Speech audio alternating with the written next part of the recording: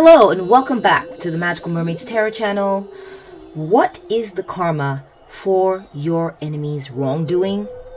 What is their karma for the wrong that they did to you or to your loved ones? Hi, my name is Diana, Psychic Intuitive, and before you are 4 piles to choose from. Pile 1 is from the Christina Ricci's Catful of Spiders Tarot. And the associated object is this lion's paw scallop. Pile 2 is from the Tarot of the Longest Dream. And the associated object is this Murex Firebrand Seashell. Pile 3 is from the Red Fairy Tarot. And the associated object is this green turbo seashell, or the turbo marmoratus seashell. And pile 4 is from the Hoodoo Tarot. And the associated object is this Turitella Terebra seashell. Think of this person or this person who did you wrong, and then choose the pile you feel most attracted to, and that will be the message associated with this person or enemy. Alright, the pile you feel most attracted to is your intuition's way of telling you that that is the message for you. You may have multiple enemies or multiple people who've done you wrong, and you want to know what the karma is for each of these people. So you can assign a different pile for each enemy or person who did you wrong. If you are still undecided, or you would like greater clarity in choosing an additional pile, especially if you know the zodiac signs of the enemy or the wrongdoer that you're thinking about, then let me go ahead and add the zodiac signs for you, and I'll be right back.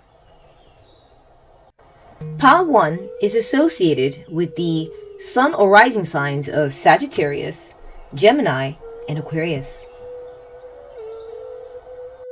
Pile 2 is associated with the sun or rising signs of Virgo, Leo, or Taurus.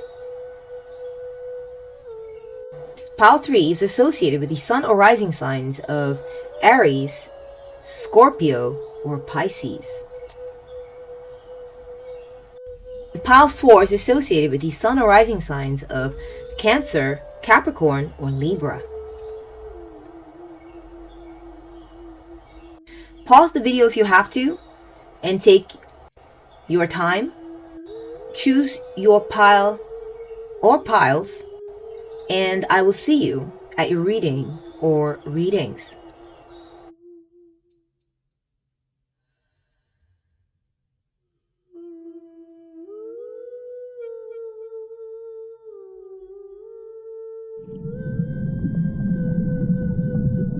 Welcome to your reading, pile 1. So, what is the karma for your enemy when it comes to their wrongdoing, right? What is your enemy's karma for their wrongdoing? Okay, that's the reading we're going to be doing today. You ended up, your pile 1, and you ended up with the lion's paw scallop. You ended up with Sagittarius, Gemini, and Aquarius. Okay, I'm gonna do a vibe check real quick for you guys on this person. Right away, I'm getting that the karma for your enemy or wrongdoer that you have in mind is it could be for your enemies in general, but I feel like these readings are more potent when you have a particular person in mind. But what I'm getting is that this person they're undergoing a lot of spiritual trials at this time, and they're having a lot of battles, not just with you, but with other people. This is their karma, okay, for their wrongdoing. Is that I feel like you're not the only one that they are having these types of battles with, or they've had this sort of like wrongdoing energy with.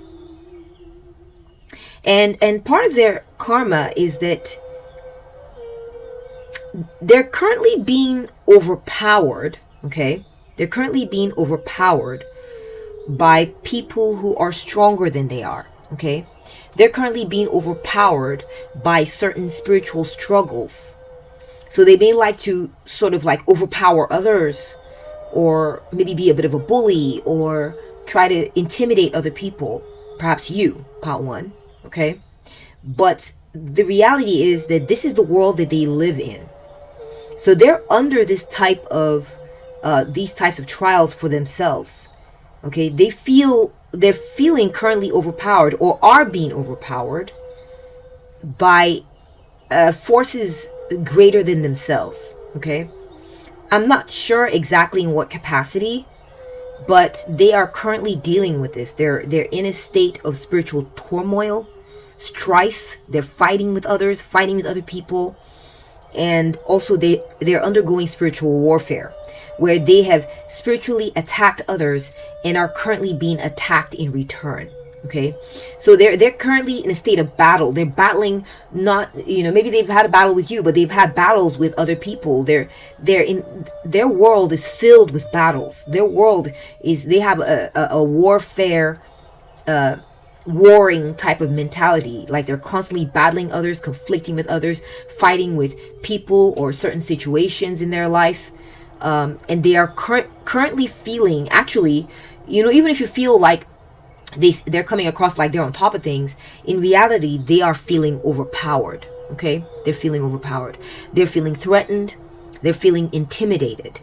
Okay, and this is part of what is driving their mentality, driving their psychology. It's like a world where they feel like they have to overcome others, and they're being fought, so they have to fight back, and they're fighting people. So, you know, think about what it's like to be in that kind of a mindset, or that kind of outlook. Part one, it's not good. Okay, this is driving up their cortisol. This is driving up their adrenaline. They're in a state of fight or flight constantly. They're either being hunted, or they're doing the hunting. You know, they're either the prey or the predator, and it switches up on them. And this is the life that they are living. Okay, they're in a state of warfare and in a state of spiritual warfare. They feel under attack, and they're also trying to attack other people.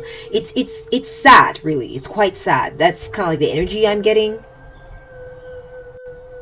So I feel like your enemy, Pawan, they are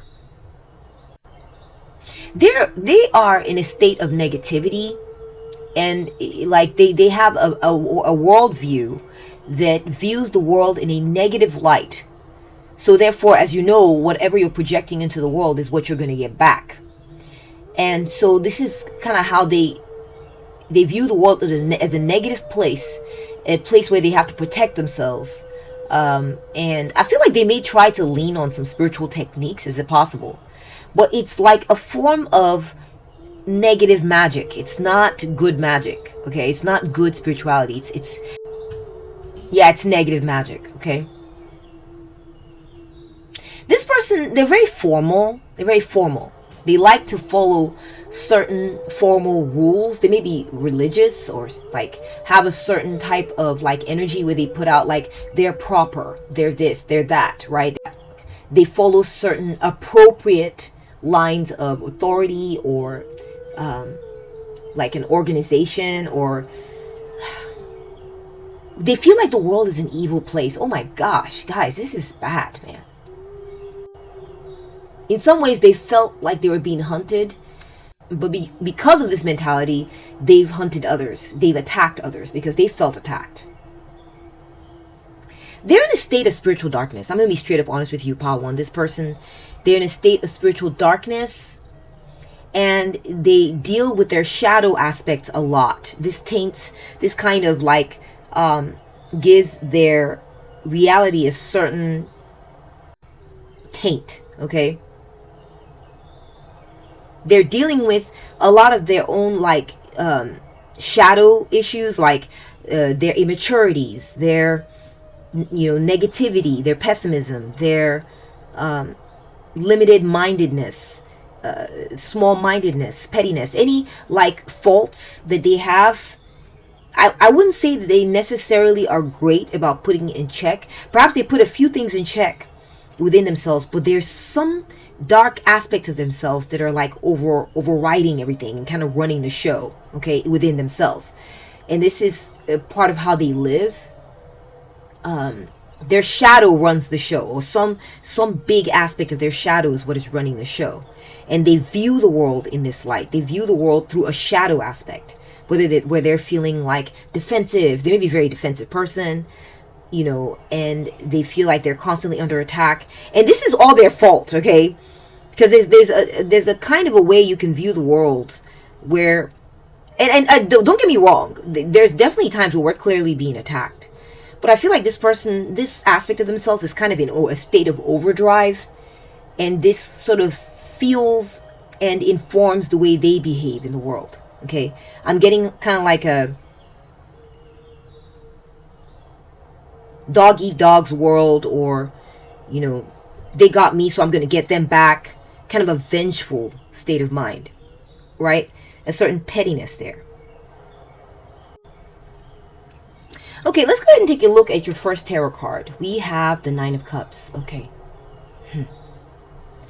Pile 1, this person, okay, they are the type of person, I feel like this is, we're going to get some information about who this person is so we can make sure we're on the right track here, that you're at the right pile.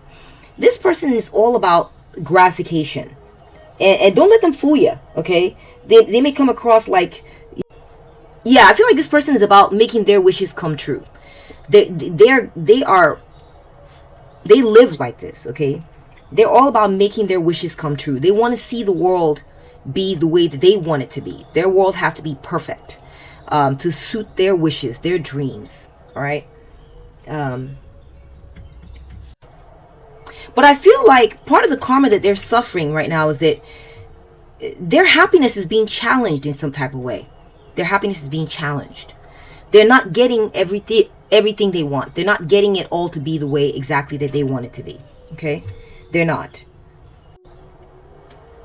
This is a bit of a challenge for them. But like I said, it's also how they live their life. They're all about trying to fulfill their own wishes and getting everything perfect the way that they want. And in some ways, I feel like this person does come across like a lot of the ways that they want things to be is exactly the way they're getting to have it. That's kind of like your perception of them, is you might think or view them as being someone who is basically getting to eat their cake and have it too, right? It feels like they get life exactly the way that they want it. That's the vibe that I'm getting from this person, okay? That's the way they come across. That's the way it seems, anyway, on the surface to you, possibly. We got the Eight of Wands. I feel like this person, they're very impulsive, okay? They may speak before they think. They don't have a lot of filters, I would say, okay? So I'm not getting like that they're plotting.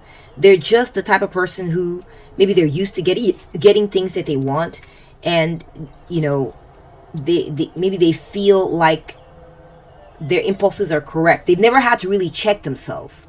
I don't feel like they check themselves on what they're gonna say before they say it. They just say it.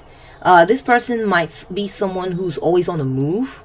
They may travel a lot, or they move around a lot. I'm also getting like this person may have said some things. They're the kind of person to say things, blurt things out without thinking, okay? They may travel a lot. They may have had some miscommunications with you.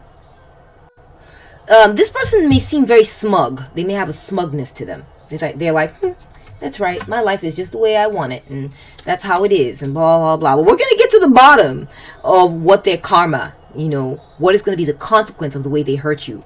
That is for sure. We're going to get all that information today. This is just the initial read on their energy right now, so I can kind of get the vibe from you, like we're on the right track here. Okay, pile one, we're just going to establish who this person is so you can feel sure that we're at the right pile.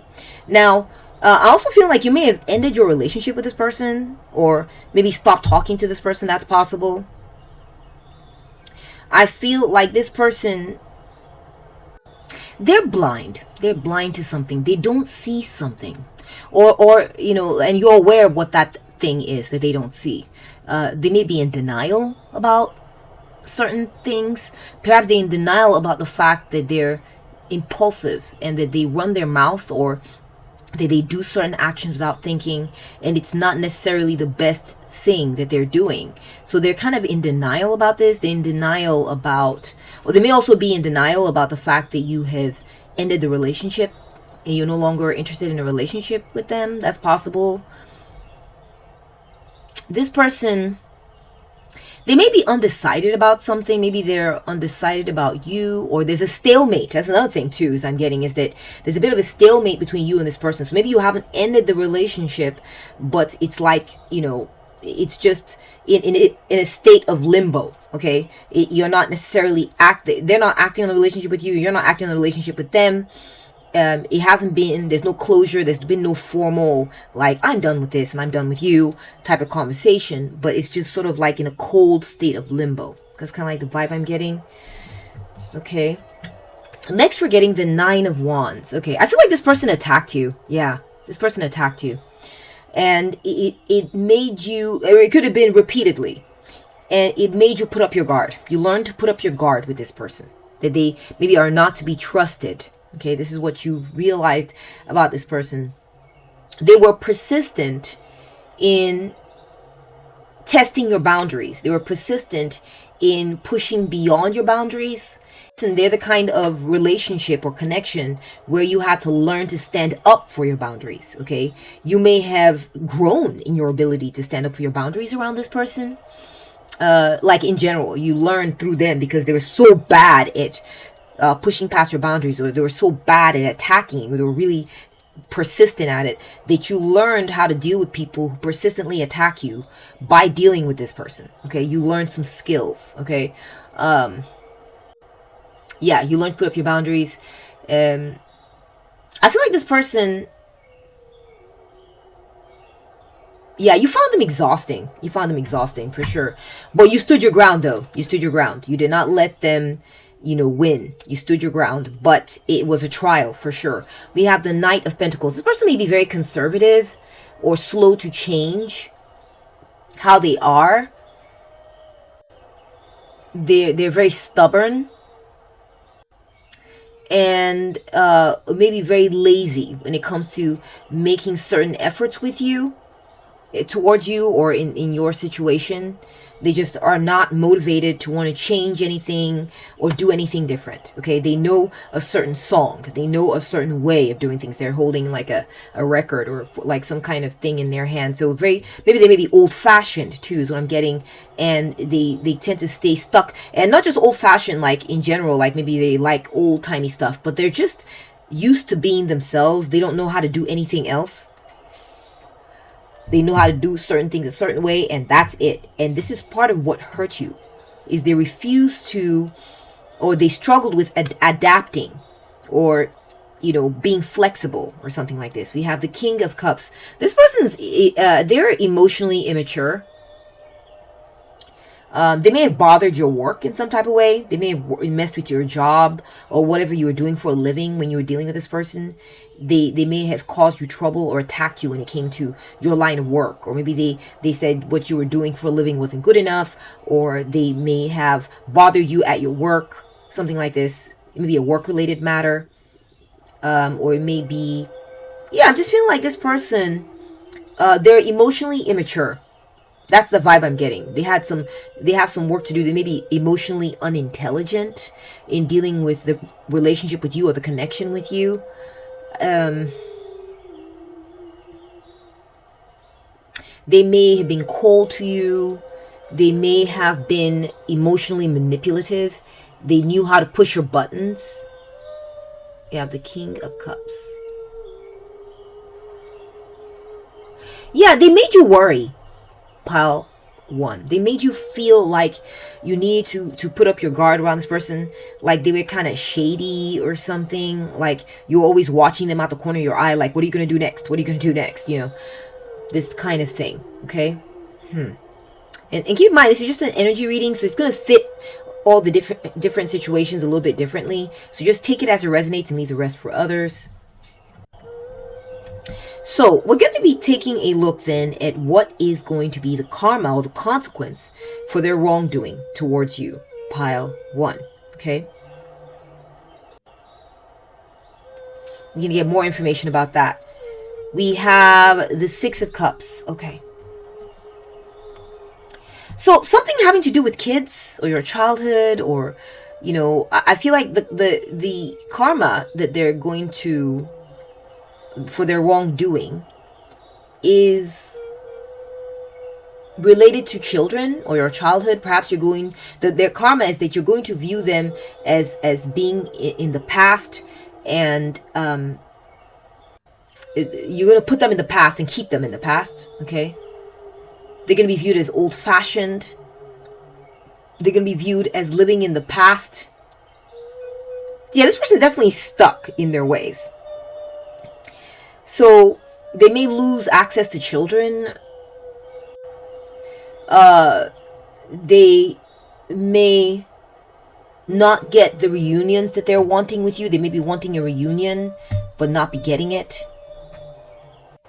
I'm getting like a slightly family vibe, or I'm also getting like this person might be family, or this person might be someone you used to work with, or this might be someone that you grew up with, okay? Or you spent your young self around, okay? You spent some of your younger years around this person.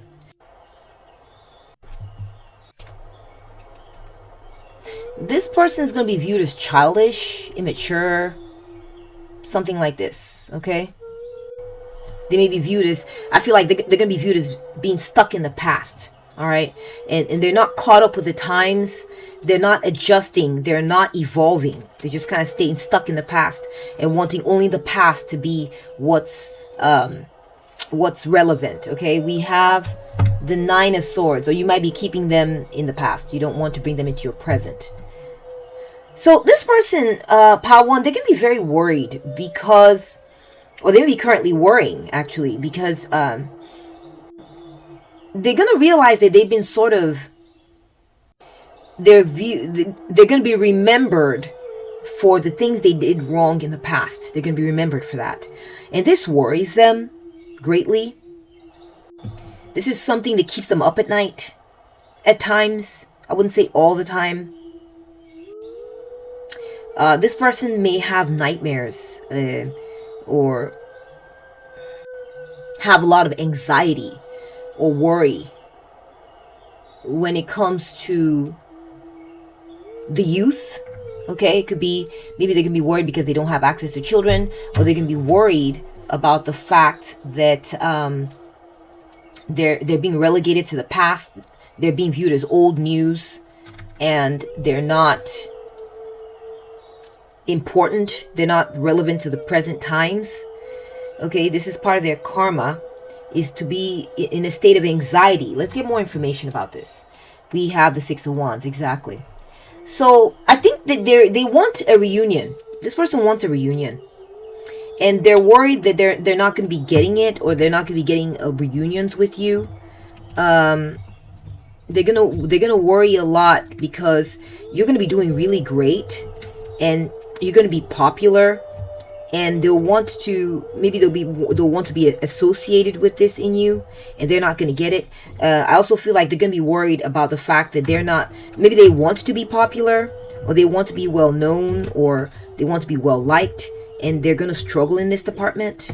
Maybe they'll want to be liked by you, and they're not going to get that. That's what I'm getting, okay? This is their karma.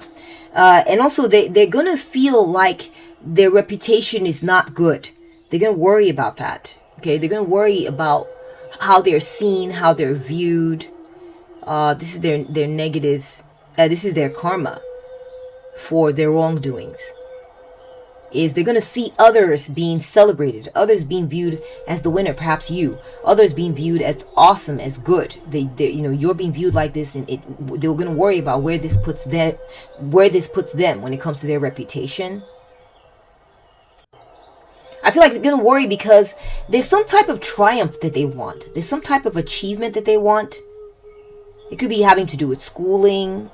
It could be having to do with a triumph when it comes to how the younger generation views them. And they're going to worry about how others are winning when it comes to how the younger generation views them. And they're not winning in that battle, okay? Someone else is winning. Maybe you, Pile 1, okay? Or how you're viewed, or how they're viewed around people that they grew up with. People that they've known for a long time.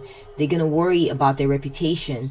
And maybe they're going to worry about how you're looking better to the people that they have known for a long time compared to them. That's a possibility. Next, we have Judgment. I feel like this person, Pile 1, they're going to want your forgiveness because of your popularity. They're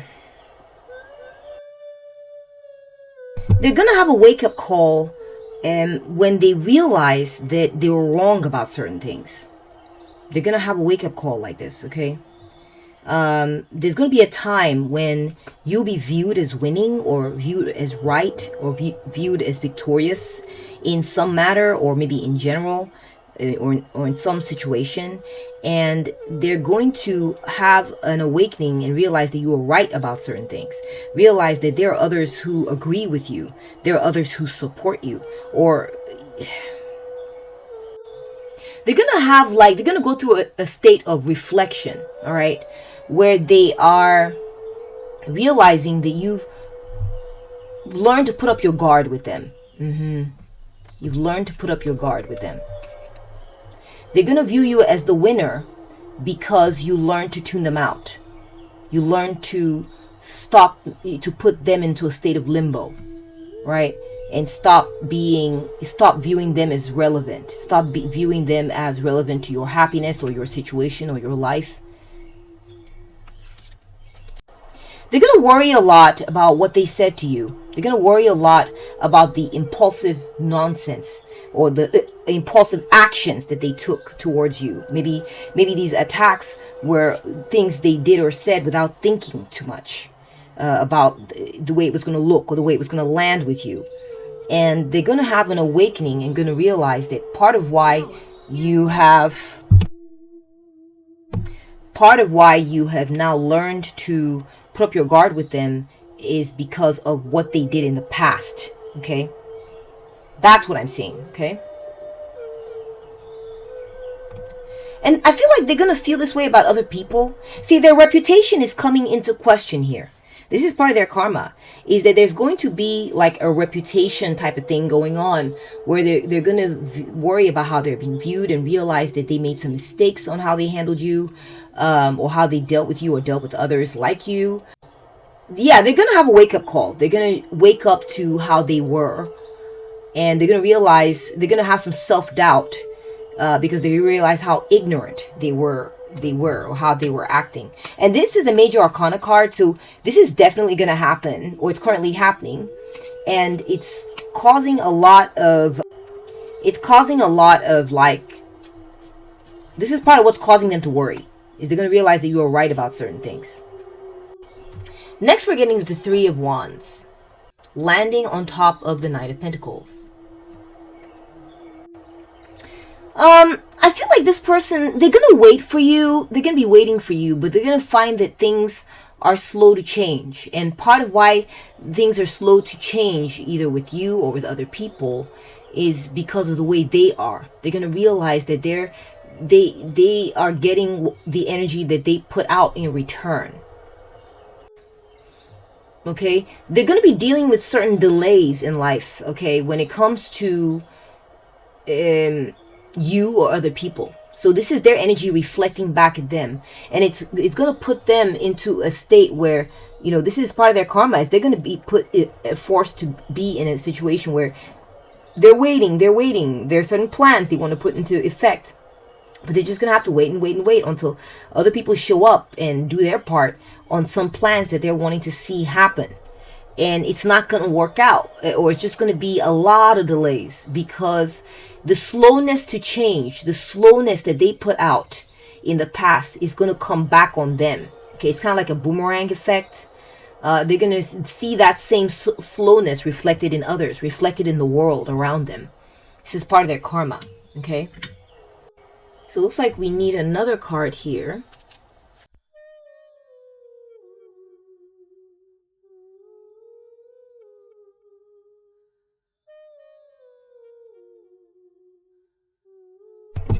So we're getting this tarot card, the Hierophant. Okay, landing on top of the King of Cups. I feel like this person, the karma that they're going to face is that they're going to have to deal with a rebellion. They're going to have to deal with a rebellion because of the way they were towards you and perhaps others too. Because I feel like a lot of times when we have to deal with with attacks from others, it can be also something. It can be also because of the way this person is in general. Okay. Your enemy might be this way in general. This is how they behave towards other people in other situations. And the karma that they're going to face is that they're going to have to deal with a certain rebellion because of the lack of maturity that they showed. Okay? They showed a certain lack of maturity, and it's like it's going to come back and bite them in the ass. You know what I'm saying? Maybe their traditions, their religion is not going to be accepted. The way they want to do things is going to be rejected because they weren't mature. Okay? It's almost like, they fail to lend credibility to their system, their way of, their belief system, their way of living, their, maybe even their religion or their traditions. Because the proof was in the pudding. The lack of maturity that they showed sort of invalidated their manipulativeness, their coldness, their poor mishandling of their emotions, sort of invalidated their perspective, invalidated their wanting to look like they're the proper ones. They're the ones in a position of proper standing and formality and all this stuff. And, the karma they're going to experience is that they're not going to be viewed in this proper and special way, in a respectable way. They're not going to be viewed that way. Okay. They're not going to be treated that way either. So they're going to have to go through this kind of thing as part of their karma. We have, perhaps by you, hunting as your first oracle card. In answering the question, what will be their karma for their wrongdoing? We have hunting. Extinction. Oh yeah, they're going to go extinct. So the way that they do things, their outlook is going to go extinct. It's not going to pass the test of time. It's not going to pass the test of time. Okay? I feel like the way that they do things is going to be hunted and removed, ended. Okay? It says your threatened species. So I feel like their days are numbered, Pal 1. Okay? Their days are numbered. So this could be their longevity. They're not always going to be around, right? That's the same for everyone, right? That's the truth for everybody. But I feel like this person maybe they're older. So the way they do things, the way they live, it's not going to pass the test of time. All right? They are currently being hunted. The way they live is like going to become a thing of the past. Their belief system, the things that make them happy, their wishes being fulfilled, all that, it has an expiration date. Okay? And one day it's going to be taken down. One day. It could be already happening right now. We have maniac. So it says here, a maniac, a maniacal ex-lover, is obsessively controlling and possessive, unable to let go. They stalk, manipulate, and exert undue influence over their ex. Driven by a delusional sense of entitlement to their affection, this behavior is a toxic mix of insecurity and a refusal to respect boundaries. See, that came up.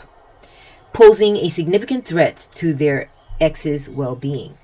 So, Power One, I feel like this person is going to be viewed as crazy, just totally nuts, right?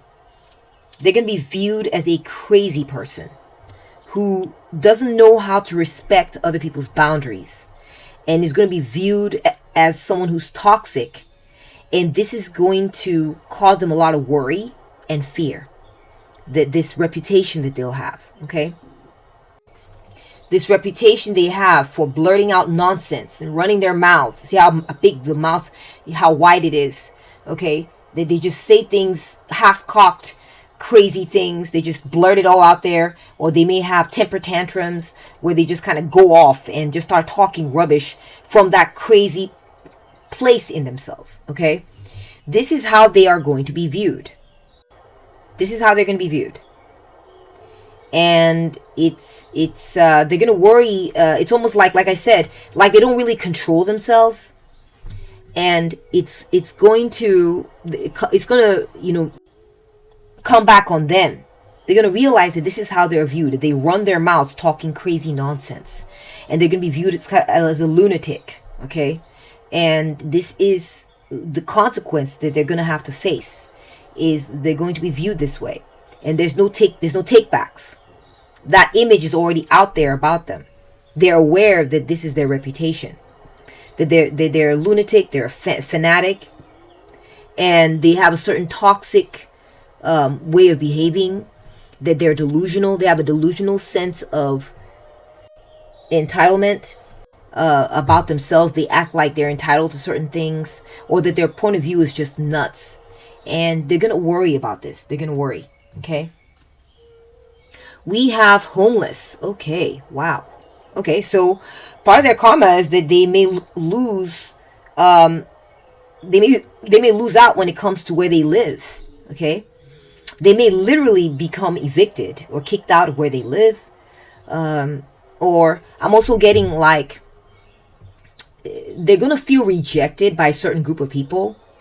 They're not going to feel welcome like they used to feel. Maybe they used to feel welcome in your home, and they're going to feel like they're not welcome in your home, or feel like they've been kicked out of a certain group. They're no longer viewed as great anymore. Their reputation is trashed. All right. And they're going to feel like their reputation is trashed because they're going to feel ignored. Yeah, they're going to feel ignored, tuned out.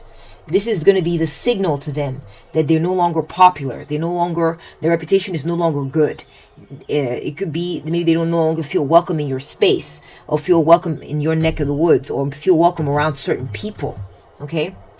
Next we have checkmate, bitch. Wow. They're going to feel beaten out, Power One. Okay. They're going to feel like, there was a game being played that they were playing. Remember, we touched on the fact that they have a manipulative side. They were playing a game. And they're going to feel like this game they were playing, either that they played it too hard, or they're too cutthroat with this game they played with you, or they're going to feel like they were playing games instead of being serious and playing things correctly. All right. Or the way they played the game with you. Either way, it doesn't matter how they went about it, that you won, okay, or that other people have won. They played it poorly, okay. They're gonna realize this, and the reason they're gonna feel like they lost, like they were toppled, right? Maybe replaced by someone else, or that they were toppled, is they're gonna feel this way because someone's gonna be maybe you is gonna have their guard up. Okay, they're going to realize that they can no longer get past your defenses. You now truly and thoroughly understand that their desire is to attack you. That is their desire. It doesn't change. That they were trying to play a game with you, and that game of trying to beat you, okay, they lost it. They lost. And you won. And you won by realizing that they are the enemy. that they were playing a game against you. They were never, like, for instance, trying to team up with you or play nice or, you know, whatever it is. They were never trying to do that. That was never the game for them. And the fact that you now see this clearly, or that they are now viewed this way, means that you won, or that others won. Because I think that they were really, you know, like we see, they're really caught up in their reputations, really important to them. And I think that this is what they were riding on, right? Is that, you know, everyone thinks I'm good. I'm great. I have a great reputation, of course. But they can't rely on this anymore.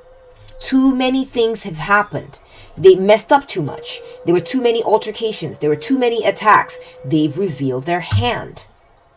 Okay? They can no longer rely on this pristine reputation. Almost like if they had attacked you, maybe in the past they were relying on, well, but people say, look what everybody else thinks of me. People think I'm great. It's you that's the problem, right? But they no longer have this, because people are starting to view them that way, or you now view them that way. You know with a certainty that they are not a great person, okay? That they like to attack. This is their MO. And so their allies, okay, when it comes to those people who have their back and all that, they're going to be waiting for this validation, and it's not going to come, okay? We got feeling haunted by the past. Yeah, I feel like this person, part of how their karma is going to get them, okay, for their wrongdoing, is they're going to realize that they shouldn't have played this game so hard against you. They shouldn't have been. They're going to feel haunted by the decisions and the moves they made in the past. They're going to feel haunted by their stubbornness, the way they persisted along certain routes. They didn't adjust. They didn't adapt. They didn't want to change. They're like, this is the one song I play. This is how I am. So, you know, and so they're going to think back on that and think, oh my gosh, I could have changed, right? I could have adapted. I could have moved a little quicker for pile 1. I could have made some changes. I could have. They can see that they could have. But they're going to be haunted by the fact that they did not. They're going to be haunted by how slow it was for them to change. They're going to be haunted by how they chose to only play things a certain way and didn't want to do anything else. Okay. Next we have disconnected. Exactly. This person, part 1, your cutoff game is not weak. It is not weak, honey. Okay. See, I feel like this person, part of their karma is that they're going to realize that they're no longer connected to you. That's where this rebellion is going to be coming from. They're going to realize, I think this person was depending on, but I'm part of the tradition around here. Okay, I'm part of how things are done, and they're going to realize that you dare not view this way anymore.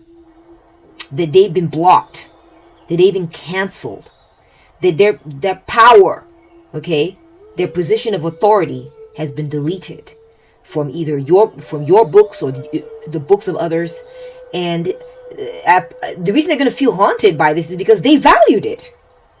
They valued it. They valued their reputation with you and others. They valued that power of, well, it's time for us to go ahead and do this. Everyone get in line. And, you know, they just took it for granted, really. They didn't think that they had to earn it. And so they realize now that they've sort of abused this position of power and they've lost out. This is why they feel cut off. They no longer feel welcome. They feel their reputation is trashed because, you know, just because you're in a position of power doesn't mean you don't have to care anymore about treating people right or considering others or making room for others. You know, that's when rebellion kicks in. And so this person is going to have to face a rebellion, or they're already facing one, and they're feeling it now. They're feeling disconnected, cut off by certain people, groups of people. They're not getting this automatic obedience, automatic obeisance, or automatic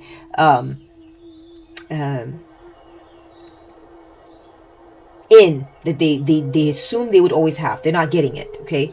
Next we have drama, creating problems, always causing conflict and emotional reactions. Yeah. So part 1, the reason this person, I feel like the karma that this person is going to be dealing with is like I said, things are not going to go down easy for them. Things are not going to go. It's not going to be smooth. The path is not going to be smooth for this person. It's not. Okay. remember I talked about like warfare or spiritual warfare or strife and chaos, in the vibe check part of this reading. They are destined to always be fighting. There's always going to be problems. It's not going to be smooth. There's always going to be conflict. Okay? Within their own circles. They're going to have to fight to remain relevant, in other words. Because what I see coming for them is a certain type of extinction. I feel like there are forces at play here, Pile 1, that are trying to get rid of this person. Trying to get rid of what they stand for. And they're going to have to fight to remain relevant. They're going to feel a sense of, desperation around, they're always trying to, come up with, how they can be viewed as relevant, how they're always going to have to fight for their position, always going to have to squabble it out with people in order to be viewed as valid, or maybe in society at large. That's coming up, or maybe with you. It's never going to be an automatic acceptance, an automatic place, or the way they want to do things is going to clash with the way others want to do things. Yeah, that's what I'm seeing. Okay. Next we have, girl, your comfort zone is a trap. Fear, stagnation, and growth. Things are going to stagnate for them. Things are going to start stagnate. We got fear here. We got fear down here. Someone worrying. Got someone worrying. I feel like this person is going to worry a lot about being viewed as a crazy person. They're going to worry a lot about it. They're going to realize that the comfort zone that they've chosen is viewed as lunacy by others. What makes them feel comfortable is viewed as sheer, utter insanity by others.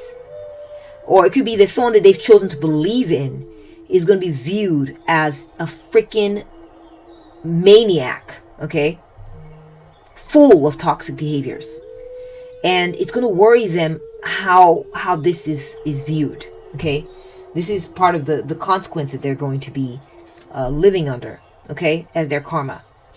Next we have atonement. They're going to be rejected. They're going to be rejected by so many people. So many people.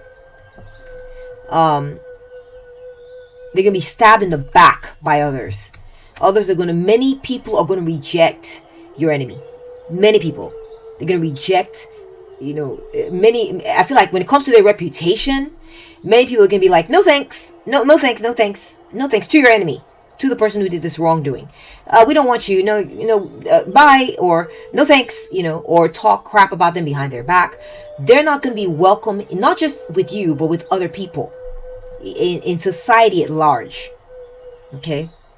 They're going to be kicked out of certain social circles, or they're going to realize that the way they view things is not being accepted by many other people. Many other people do not. In fact, a large part of society, or a large part of the family, or a large part of their group is going to view them as their reputation is trashed. They're trashed. Their reputation is going to be trashed. Okay. Next, we're getting holding grudges. Yeah, people are going to have a hard time forgiving this person for their cutthroat games. They're going to be seeking forgiveness, but they're going to be dealing with people. Maybe you too, Pawa. Maybe you could be one of the people holding grudges against this enemy of yours. They're not going to be forgiven. They're going to want forgiveness. Because they're going to realize that they're being kept out. They're being gate-kept out of some situation, or being gate-kept out of, people's lives or certain settings. And they're going to want forgiveness for their behavior. But they're going to be pushed out and rejected. And people are going to hold grudges against them. People are not going to forgive them. They're not going to be forgiven. Okay? Next, we have road rage. Okay, so I'm getting like maybe, and so I'm going to go for the very direct meanings, and I'm going to go for the symbolic meanings. This person may have stickers on their car or something. They have stickers on their car, or wear something publicly that is seen by others, that's going to trigger others and make other people angry at them. Make other people feel pissed off by them. and they're not. A lot of people are gonna be angry at this person. Yeah, they're having to face the ire, anger, grudge holding from others, rejection from others, contention, conflicting, disagreements from other people, for sure. Pawan. People are not going to like this person. They don't like this person. That's the karma, for what they stand for. Okay, they're gonna feel haunted by their past decisions, and people are going to not like them and hold grudges against them. You know, they're gonna have this reputation of being automatically disliked when they show up in certain places. When they would like to really be pulled in and be liked by others, they're gonna face rejection and hostility from others. Okay, we can see someone flipping the bird there. They're gonna have to deal with this because of their past decisions and the way they behaved in the past. We have storm. You are never meant to escape the storm. Wow. Pile 1, this person has got a storm ahead of them. They have got a storm ahead of them. They are walking into... I feel like this person, they've chosen a life. Remember, right out the gate, I was speaking up on strife, warfare, right? Things are not going to be calm with this person. They may appear calm to you, like, oh, I got my life, I got things the way I want it. It's a temporary victory, or it could be a victory in their limited areas where they're at. But at large and in general, they're going to be faced with strife, disagreements, rejection, people holding grudges against them, hostility, and just chaos. Okay, around them, chaos. They're always going to have to walk into rooms where people don't like them. They're always going to have to deal with someone's anger, someone's hurt. They're always going to have to deal with like war times, things, they're conflicted, things being, people always like clashing with them, or situations that are not calm, that are not peaceful. You see, this is their karma, Pawan.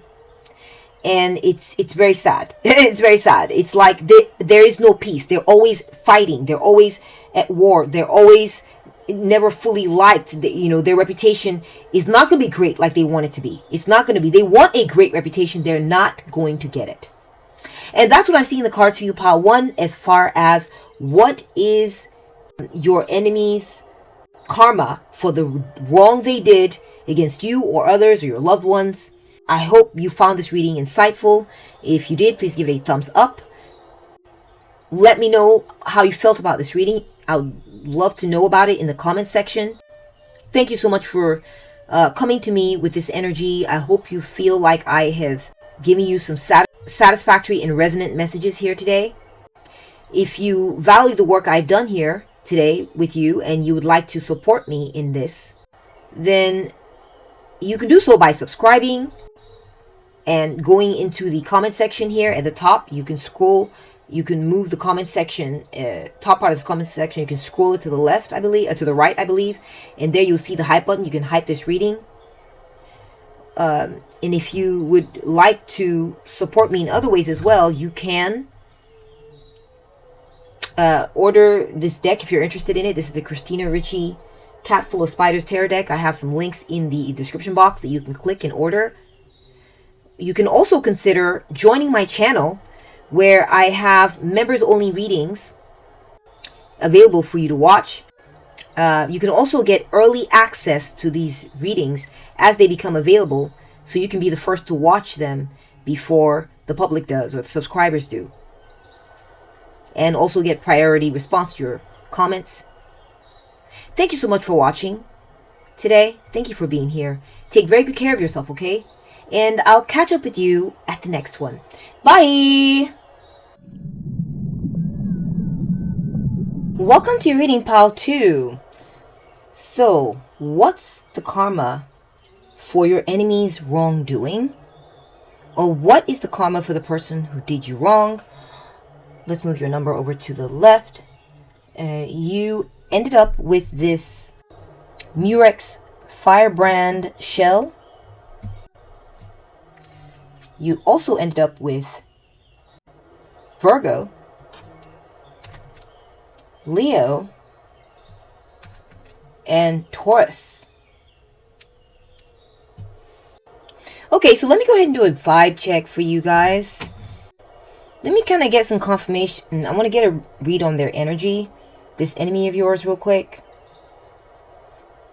My early read on this person is that they may be a very successful person. They may be successful, this person, okay? They may have like a lot of energy. They may appear very happy and confident. Yeah, I'm getting like high energy, like very passionate. They're just happy to take action on stuff. Almost enthusiastic even, okay? About life or something. Or maybe they enthusiastically hurt you. That's coming through as well. Maybe thoughtlessly hurt you. They may have been someone who used to encourage you, used to give you comfort. That's a possibility for a few of you. Just take it as it resonates. I feel like they came across, generally good, but there was a lot wrong. There was a lot wrong. Like, they were inconsistent too. That's what I'm getting. Maybe you used to be friends with this person. And even though it seemed like they were full of endlessly good things, but there was like a lot of endless holes in their behavior. A lot of red flags, maybe even, or just... maybe they failure to understand you, or there was lots of misunderstandings with this person, even though they were a wall of good energy. I feel like this person, they kind of gate-kept you out of something, it's possible. But at the same time, they let you get a taste of whatever that was. So they kind of had this like weird thing going where it's like they didn't quite want you to have something, but they let you take a peek, or they would give you little glimpses, or they would let you have little bits of this thing, but they didn't want you to have the whole enchilada. Yeah, this person had big energy. Interesting. Okay. I'm getting that as far as a vibe check on what is their karma for the way they wronged you is discord. Discord. Yeah, a lot of like spiritual toxicity. They're gonna have to deal with a lot of toxic people. Or yeah. They're gonna have to deal with conflicts, spiritual warfare. So if they wronged you or they probably wronged other people. They're engaging in spiritual warfare at this time because of their toxicity and the strife that they've caused. Okay, let's take a look at your tarot card. We have the Sun. I was getting that. Like, they have big energy. This person has big energy. They're successful. They may be popular or well known. They may be... And I'm just getting a read on their energy so that you're sure you're at the right pile. They come across very warm. They come across very happy. They're a celebrated person, is what I'm getting. Wow, okay. So this person may be popular, well known. They may be a celebrity. Let me get the rest of your cards. Next, we're getting the Chariot. Oh, this is big energy. They have big energy, this person. They may have some type of status in society. They may be someone who is of a certain status in life. This person may have gone to war against you. Or they may be someone in the military. They may wear a uniform. So they may be someone who is of very high standing in life. They may have been very determined and controlling. It was going to be their way or the highway. They've got big energy. They like to have their way. They run over people. Possibly they run over you. Or they like to control others. And even if you don't agree with them, they want you doing what they want you to do. It's like my way or the highway kind of vibe is what I'm getting. This person's got big energy. They're very pushy. Or they just have that status. They have the power. They have the means. They may drive a nice car, it's possible. Just take it as it resonates, leave the rest for others. They have that status. They've been given a position of power. This person may be warlike. They like to fight. Or they may be the kind of person who travels a lot. they may have relocated or moved. Interesting. We have the Seven of Cups. I feel like this person, at the end of the day, they're faker. They're faker. They were never real. They were never real. They like to come across like they were real deal. Like they were real. But they're not. They like to put up illusions. Possible that this person's delusional on some level. I feel like this person may have many different things going on for themselves. They may have many talents, skills. I'm also getting like this person, they're a bit of a fantasy, but they also like, they have a lot to choose from. This person had a lot to choose from. They had a lot of options. Maybe a lot of people throwing themselves at this person. They have maybe lots of talents. They may receive lots of awards. Wow, this person's of a high standing. This person who wronged you. Okay, let's keep it moving here. We have the Nine of Cups. So this person, the way they hurt you is they may have prevented your dreams from coming true. They were smug towards you, and they failed to satisfy your wishes.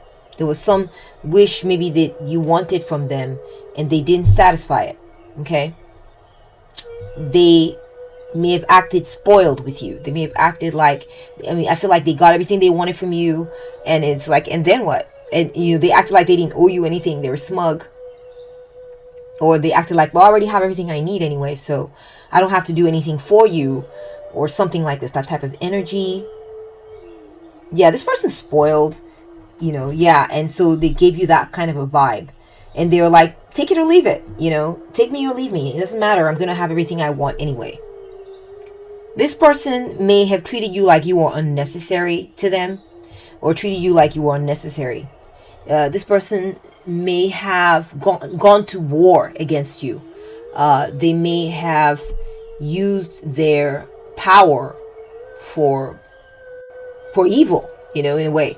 They may have said something to you. They may have done away with you or cut you out, viewed you as unnecessary. Okay, they may have just cut you out. That's what I'm seeing. Knight of Pentacles, yeah. This person was, they're like, this is the way I do it, right? They're not going to change. They're not going to change for you anyway. Like, the way that I do it is everything gets given to me. I get to pick and choose. I don't have to do it your way. I'm good. I'm popular. I have everything I need. I don't need you. This could have been job related, work related. This could have been someone you were dating, could be a relationship, and this person maybe acted like, but I have so many other people I'm dating or who would be interested in dating me. I don't really need you, or something like this. Or maybe they felt like, or it could be that this person may have felt like, well, you've done everything I wanted. Maybe it was like, getting the cow for free or something like this. Maybe they felt like, maybe you moved in with this person. You lived with them. You treated them like they were already your spouse or your husband. But at the end of the day, they didn't want to put a ring on it. Something like this. That's just an example. And in fact, they may have broken up with you or just told you, well, you can go if you want. I'm not going to change how I am. They were stubborn. They didn't want to, fulfill your wishes on maybe legitimizing the relationship, maybe by proposing, or maybe there was something you really wanted and they were just like, whatever you want is not necessary. And they kind of stuck with their point of view. Okay. Interesting. All right, let's go ahead and take a look at your tarot cards. Let's take a look at what their karma is going to be for this wrong they did against you, pile 2. Okay, now that we have confirmation, we have some sort of resonance here. We're going to look into what is their karma for this wrongdoing. So I feel like their karma is that they missed an opportunity. They missed an opportunity with you. I feel like either with you or someone else, I feel like you're of tremendous value, pile 2. You are of tremendous value. Or there was something of tremendous value that was offered to them, and they missed out on it. Because it's just that is just the consequence of the way they did you wrong. Okay? This could have been an excellent opportunity for them to maybe make more money. It could be that you are of great value, and even though they did without you, you are someone who would have brought them a lot of profit, or you would have opened up a whole new avenue of making money for them. They missed out, definitely. Or it could be that you're just a person of value. Maybe you would have helped them save money, or you are someone who is like, you're like a gem of a person. Paltu, you're a gem of a person. You know, the value that you bring cannot be calculated. You're priceless. And they missed out, they mishandled, and they lost out on you. Okay, that's what I'm getting. Okay, Spirit is acknowledging this. Next we have the Nine of Wands. They have been gate kept out of something. They've been gate kept out of something. There's a place they were trying to get to, and I feel like they're being blocked out of it. All right, they're facing a blockade now. It's almost like their reputation precedes them. People now know of who they are, and people will not let them, get past their gates, because they already know how your enemy is. Okay, it could be that also that you now know how they are, and maybe you refuse to forgive them. Maybe you will never let them back in to get this opportunity again. They're done. You're done with them. You're done with them. I'm also feeling like others are done with them. Okay, because they're like, you're not going to get me. You're not going to attack me the way you attacked Paltu, or I'm never going to let that. I'm never going to let you past my guard so you can hurt me again the way you hurt me before. You had your chance. It's done. That kind of a thing.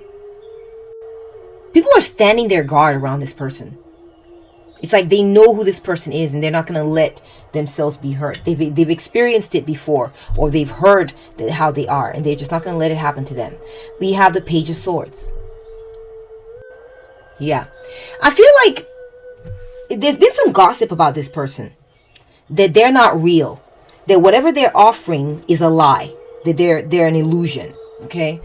Someone has been talking about your enemy, spreading information about them, about how they are, that they're faker. People are now alert to them. People have been alerted about how your enemy is, how they behave, and also let them know, hey, this person, people have been alerted, Paltu, that your enemy is spoiled for choice. Is spoiled for choice. And so, don't spoil them some more. They have everything they need and want. So don't feed into their fantasy, right? Of, doing whatever it is they like, because they're spoiled rotten and they're not going to appreciate it, and they'll end up hurting you. So the word has spread about this person. People have asked questions about this person. They're being doubted now. They're being doubted. Okay. They're, all this fame and all this success and the status is not serving them quite like it was. Okay. It's not a foregone conclusion anymore that they're great. No, people are not asking questions. People now know about them. Gossip has spread, that they squandered opportunities. Also, that they were given a wonderful opportunity that they missed out on. They acted like a really great opportunity was no big deal. Four of Pentacles. Yeah, people are being stingy with this person. I'm telling you, this is gatekeeping.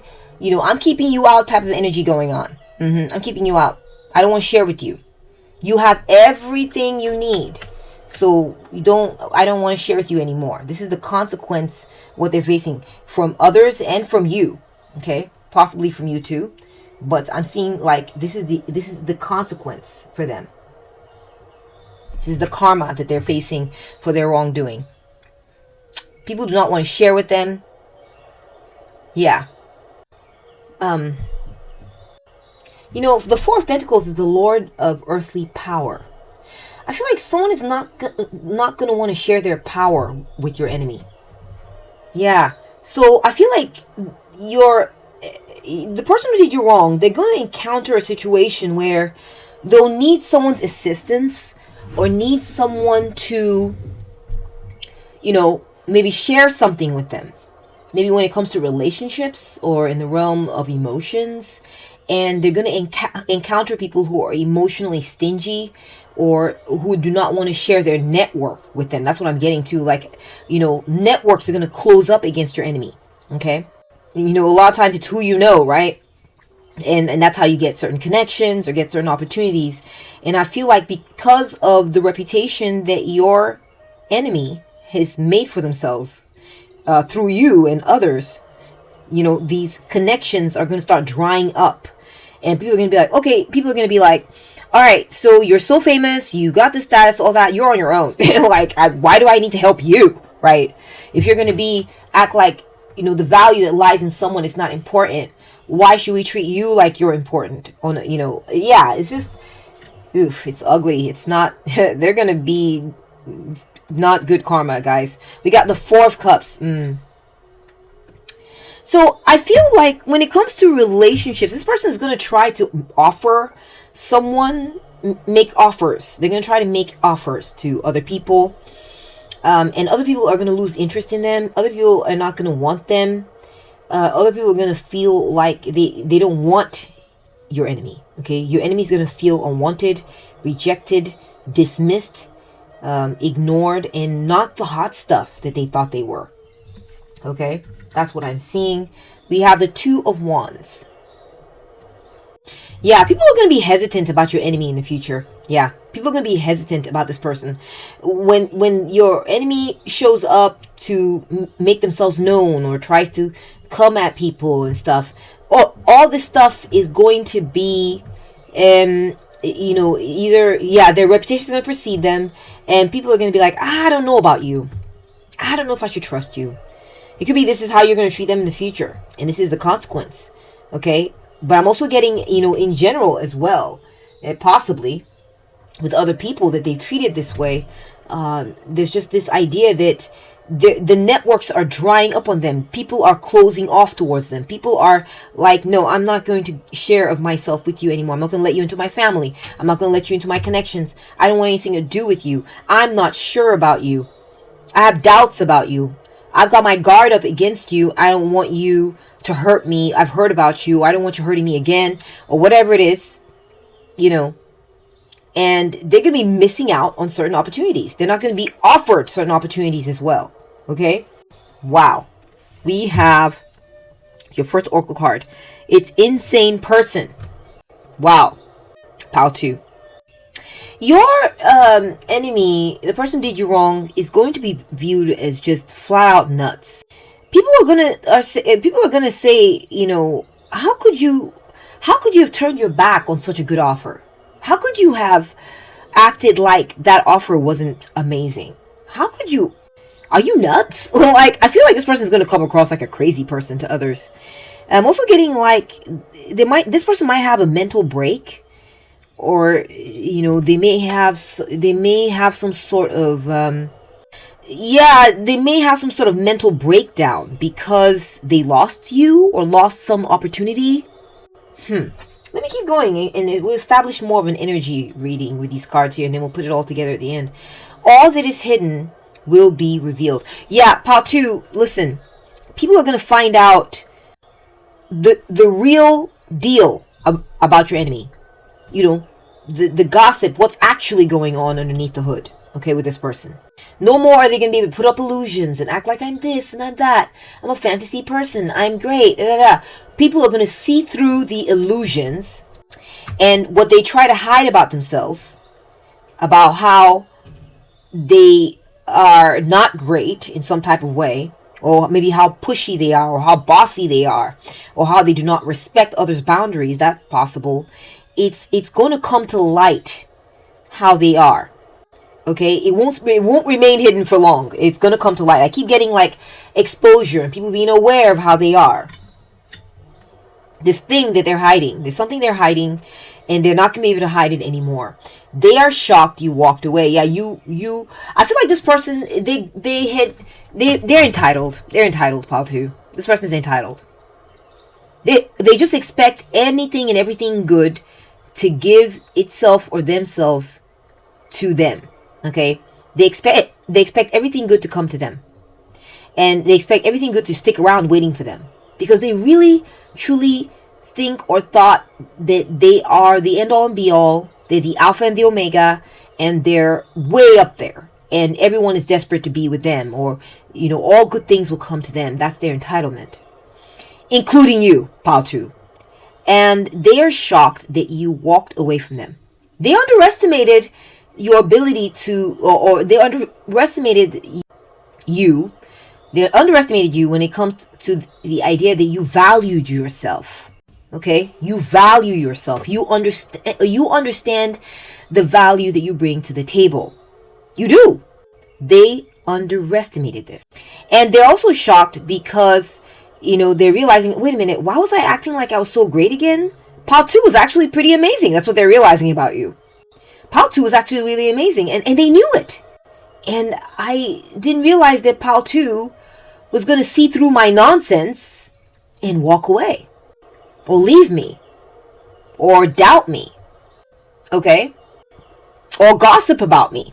Tell people about my BS and who I really am. I got them stuck on me. Pile 2. Here's the karma. So while they're reeling over the shock of you having moved on, okay, what this is going to transform into in their psyche is they will not be able to get over you. This is part of their karma for their wrongdoing. Is you're going to be in their head rent-free. You're going to be in their head and they're going to be like, oh my gosh, what have I done? What have I done? What have I done? And the reason you're going to be in their head is they're going to realize that you didn't want to share yourself with them anymore. You didn't want to fulfill all their wishes any longer. So you're going to be like, why is Pile 2 being stingy with me? What's going on? Why did Pile 2 decide to not come back to me or decide to leave me behind? This person's delusional. They're delulu, Pile 2. They are seriously delulu. And they thought they were all of that.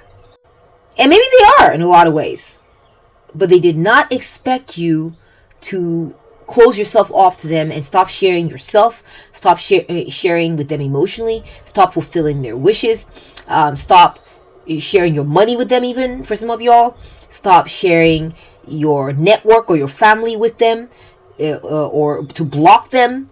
Some of y'all may have blocked this person. They did not expect that at all. They are in a state of shock over this.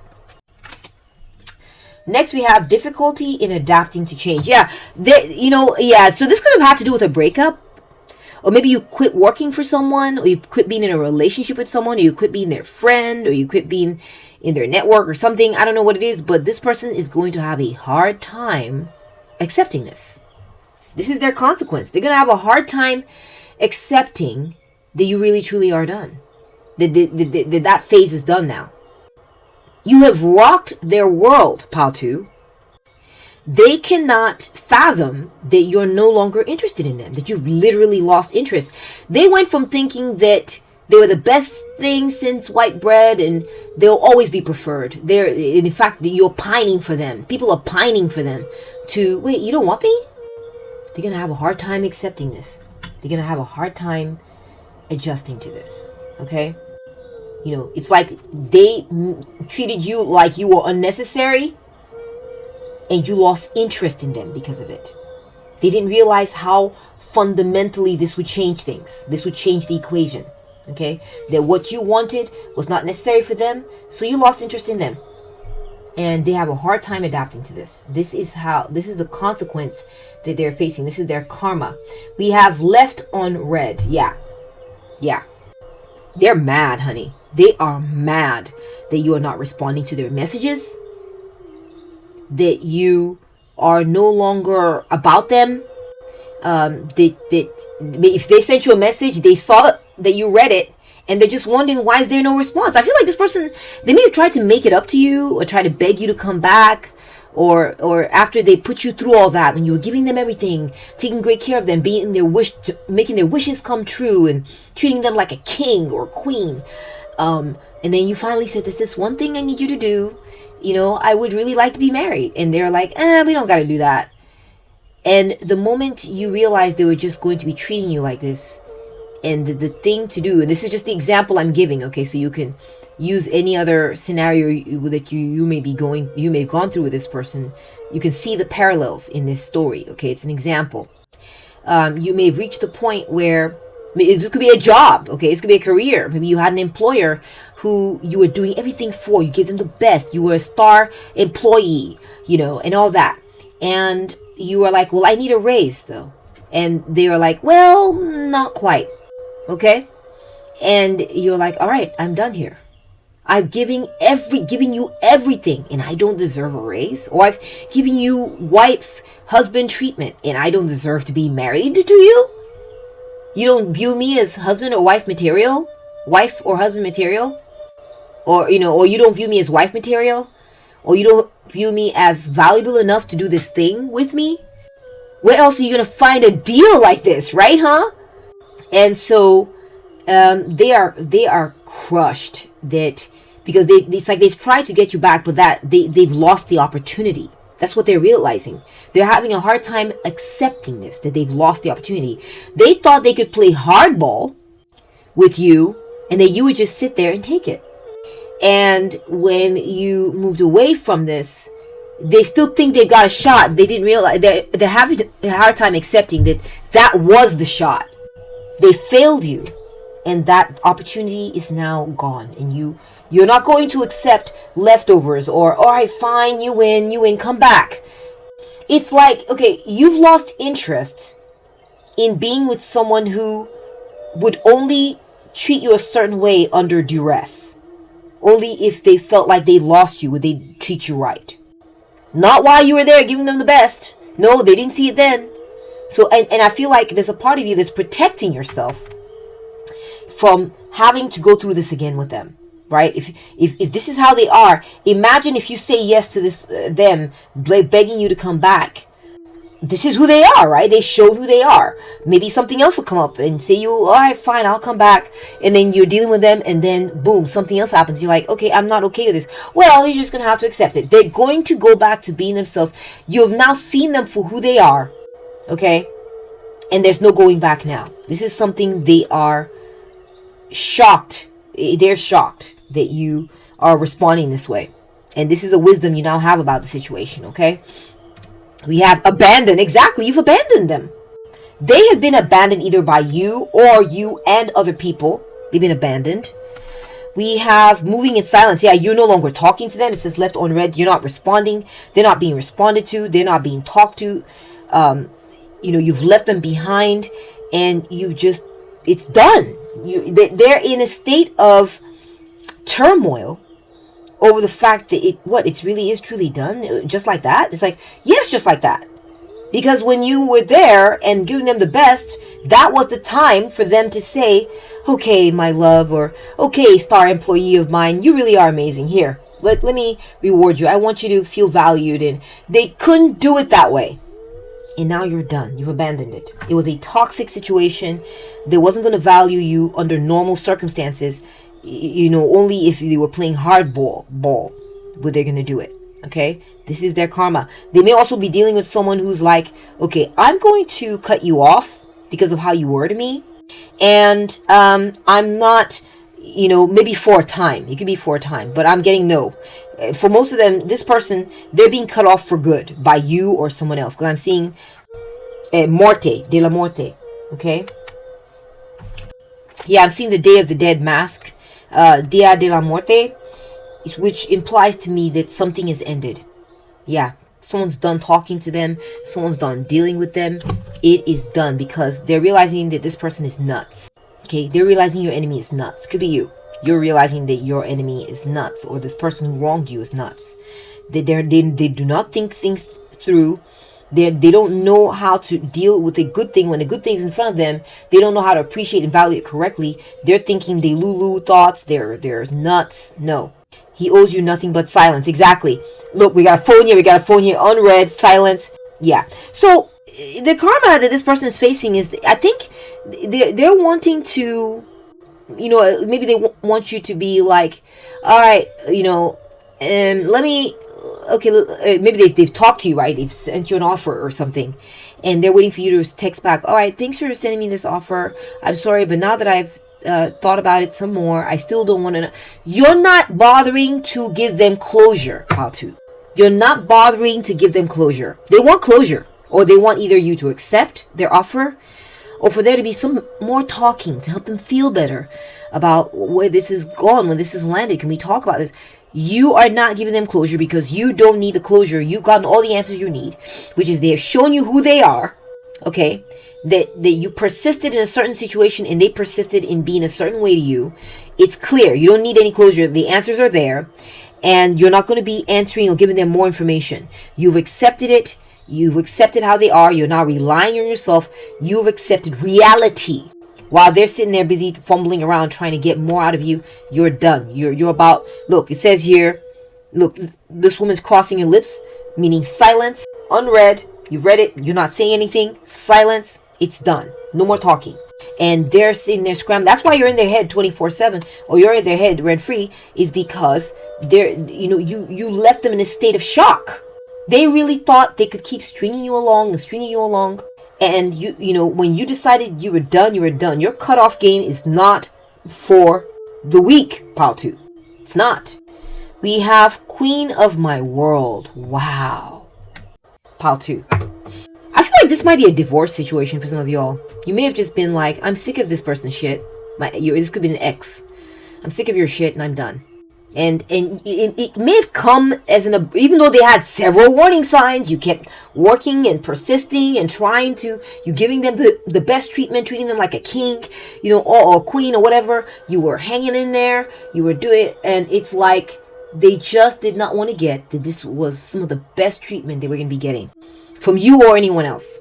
And you were the queen of their world. You were it. You were the divine feminine, divine masculine. And they squandered that opportunity. Okay? So they're locked with, oh my gosh, my queen or my king just walked away. The most valuable, precious, regal, the person that had the vibe. You had the vibe, Paltu. You walked in that energy was there. That you were the divine counterpart. And they mishandled you. They bungled you. And they underestimated your power. And what I'm getting is that their karma is to understand that is who they lost. They lost the divine counterpart and are now going to have to settle for, karmics or, people that aren't don't give off that special vibe.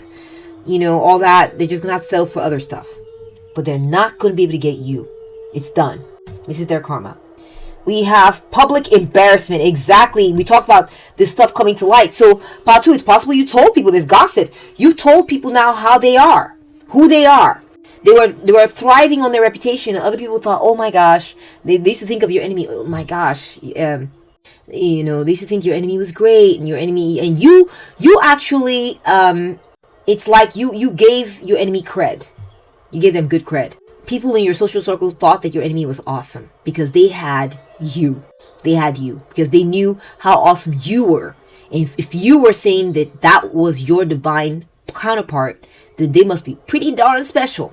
So when you walked away, when you cut them off and told everybody how they were and told everyone that you were done, maybe you didn't. Maybe you just told everyone you were done with them.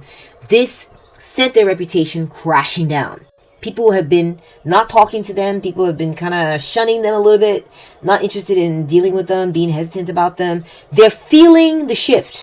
They're feeling all the fingers pointing at them saying, you were messed up. You didn't treat Paltu right. It was your fault. And they're super embarrassed about how they handled you. They're super embarrassed that they let a gem like you walk away without putting the ring on it. Or they let a gem like you walk away without putting their ego down and treating you right in the relationship, or letting a star employee like you walk away or not treating you like a star employee. They're embarrassed that they didn't, man up, woman up, step up and do the right thing by you. And they look stupid. They feel stupid. And people are talking about them. I'm getting gossip pointing at them saying, haha, Paltu's enemy stupid. How could they have done that? That's dumb. They're the ones to blame for what happened. Everyone knows, Paltu, that your enemy was to blame. This is their karma. We have bait and switch. Wow.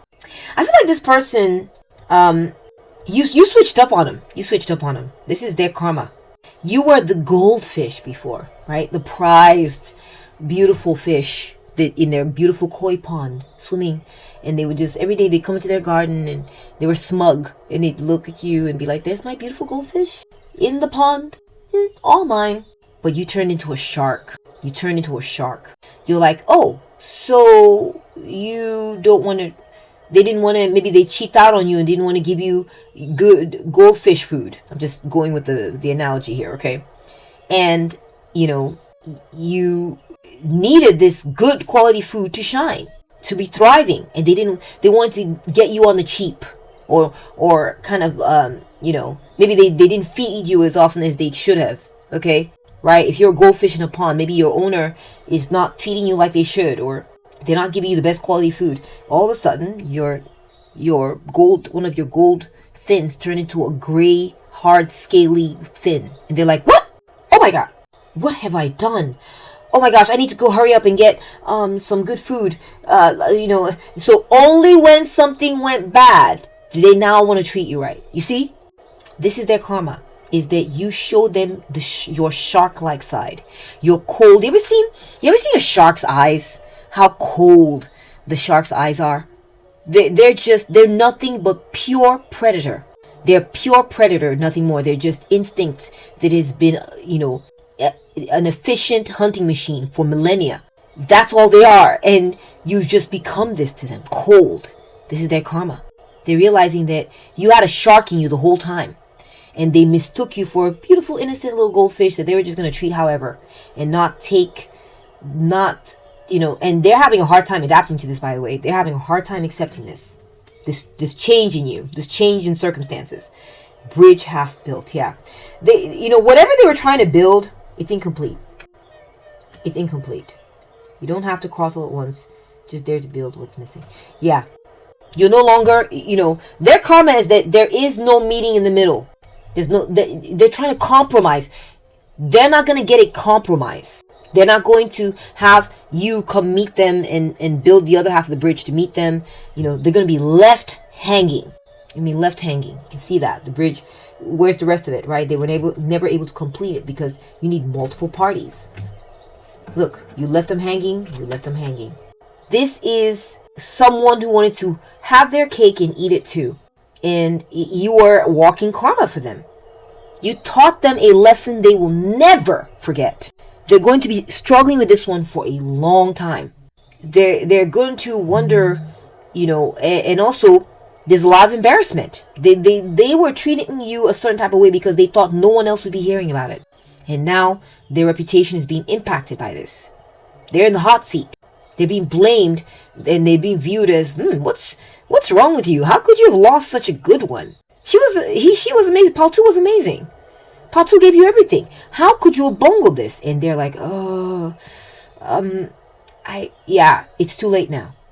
And so something they were trying to build will never be completed. They actually were invested in this thing that they were building with you, but they didn't want to treat it like it was important.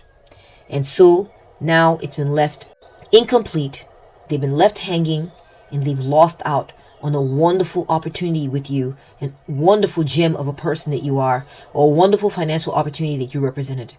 And that's what I'm seeing in the cards for you, pile 2, as far as what it is the karma of the person who did you wrong, or your enemy. If you have enjoyed it, if you found this reading to be insightful or resonant, please give it a thumbs up. If you valued this reading and you would like to support me, then I would appreciate that you subscribe. Or you can also go to, in addition, you can go to the top of the comment section, and there's the top of the comment section can be slid over to the right. You can hold and drag to the right, I believe, and then you'll see the hype button. You can hype this video. I'd love to hear from you in the comment section if you have any comments here for me today, as far as what part of the message resonated with you the most.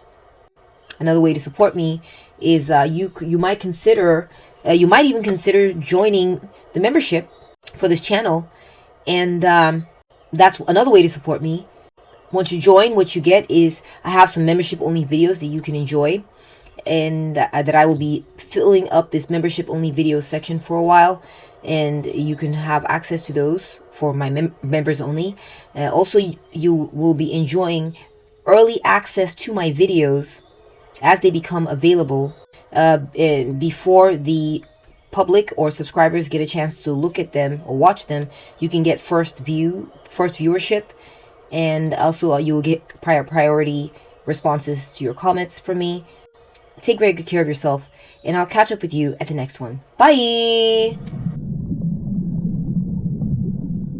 To your reading, pile 3. So, what's the karma for your enemy's wrongdoing? Or what is the karma for the person who did you wrong? Alright, let's move your number over to the left. You ended up with the green turbo seashell, or turbo marmoratus. Okay. You ended up with Aries, Scorpio, and Pisces. Okay. Let me do an energy reading or a vibe check on you. Just my initial read before we look at the cards, okay? So this person, I just want to see if we can get confirmation that we're at the right pile here. Get that resonance for you. This person, they are...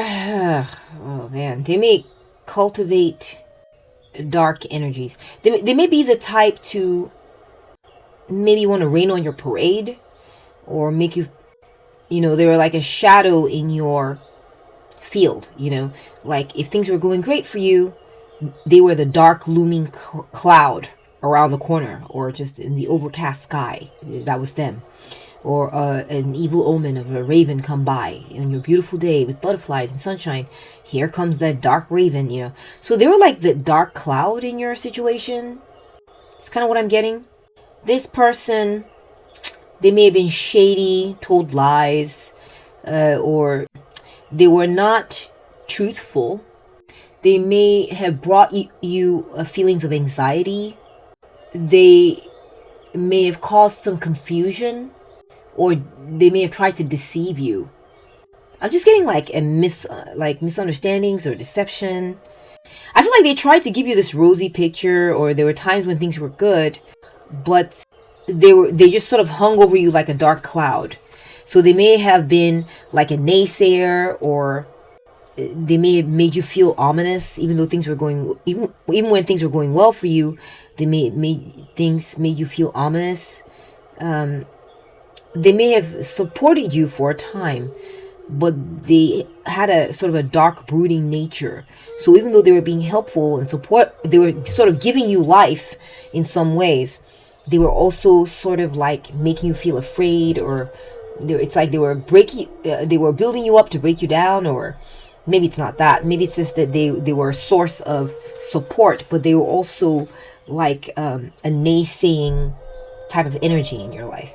I feel like this person, the negative karma that they're going to suffer for any wrongdoing that they brought your way, and I'm going to look into the tarot cards to get more information on this, you're going to make them regret. They're going to be filled with regret. They're going to wonder about you. They're going to want to go back to the way things quote unquote were. They're going to want to go back to the past. They're going to want to hold on to the way things were. And they're not going to be able to get it back that way. Okay? This is part of their karma for their wrongdoing, is they're not going to be able to get back what they lost with you. That's one message coming through.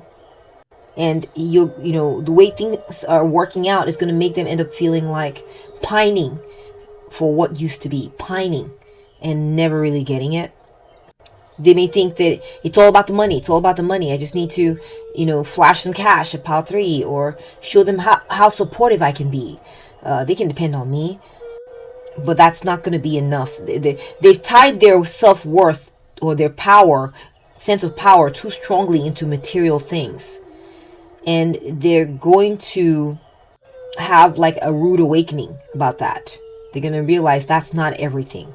Well, that's what they're going to be learning through you anyway. That's possible. Okay, let's take a look at your tarot card. We have the 3 of Cups. This could be a friend. Yeah, it could be a network thing too. That's what I'm getting. The person may have been part of your network. Yeah, this could be a friend of yours. This could be family. This could have been someone who used to celebrate your successes with you. Someone who used to maybe be a part of your community and share joyful moments with you. You know, or you may have partied a lot with this person. Okay, let's keep it moving and get more information. Yeah, I'm getting regret for sure. I feel like this person is they're wanting you back. I feel like they're wanting you back, but they're not going to be able to get you, or there's something they want that's going to be very hard for them to obtain. Okay, put the cards over here. Next, we have the Six of Wands. Yeah, this person had a great reputation. Perhaps they were a good friend of yours. This person was a good friend of yours. They come riding into town. Perhaps they were victorious in some manner. They may have had a good reputation. This person, everyone thought well of them, or used to think well of them, or thinks well of them. You know, I don't know. We're getting some clues as to who this person is. It's just for resonance sake, right? We got the Magician. This is someone who made things happen. They're an excellent manifester. They may have manifested many victories. They may have, they may have been a really good friend of yours. That people used to think that this person was a really good friend of yours. This person may be very resourceful, very confident. They may have manipulated you. It's possible. I kind of picked up on deception earlier. They may have tried to manipulate you. They may have been cocky. It's possible. A bit cocky.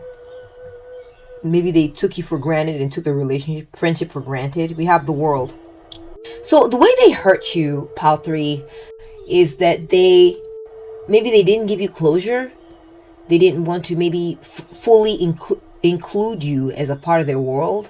Maybe they didn't want to help you complete something. It's possible that, they didn't want to help you complete something, or they left you feeling empty. I'm so sorry about that. I'm getting more information. We're getting the Moon again. Yeah, I picked up on the Moon in the vibe section, the vibe check portion of this reading. They were shady. They did something shady to you, like in a major way. Overall, they may have tried to deceive you, or they left you alone by yourself. They didn't want to support you fully. They didn't want to fully support you. They only half-assed supported you. That's possible. Okay. The Ace of Cups. Yeah, so I'm getting this half-assed energy. They were there for you. They were victorious. They came through for you on a few occasions. They helped you manifest some things, but they didn't quite want to help you finish. They preferred to either leave you hanging, or they preferred to lie and cover, do some shady things as well as part of it. So they were a mixed bag.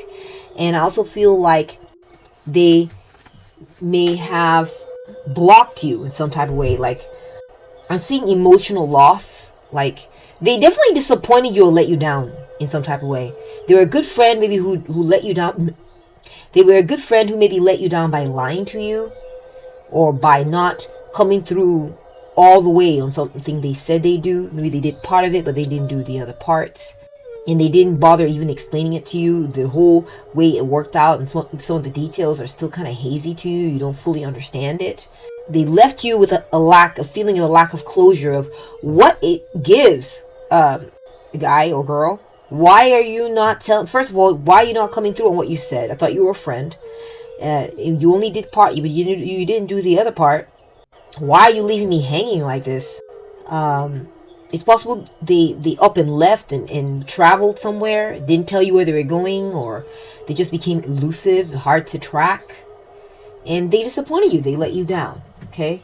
All right. I'm sorry you had to go through that. Let's move on to what is going to be their karma for their wrongdoing.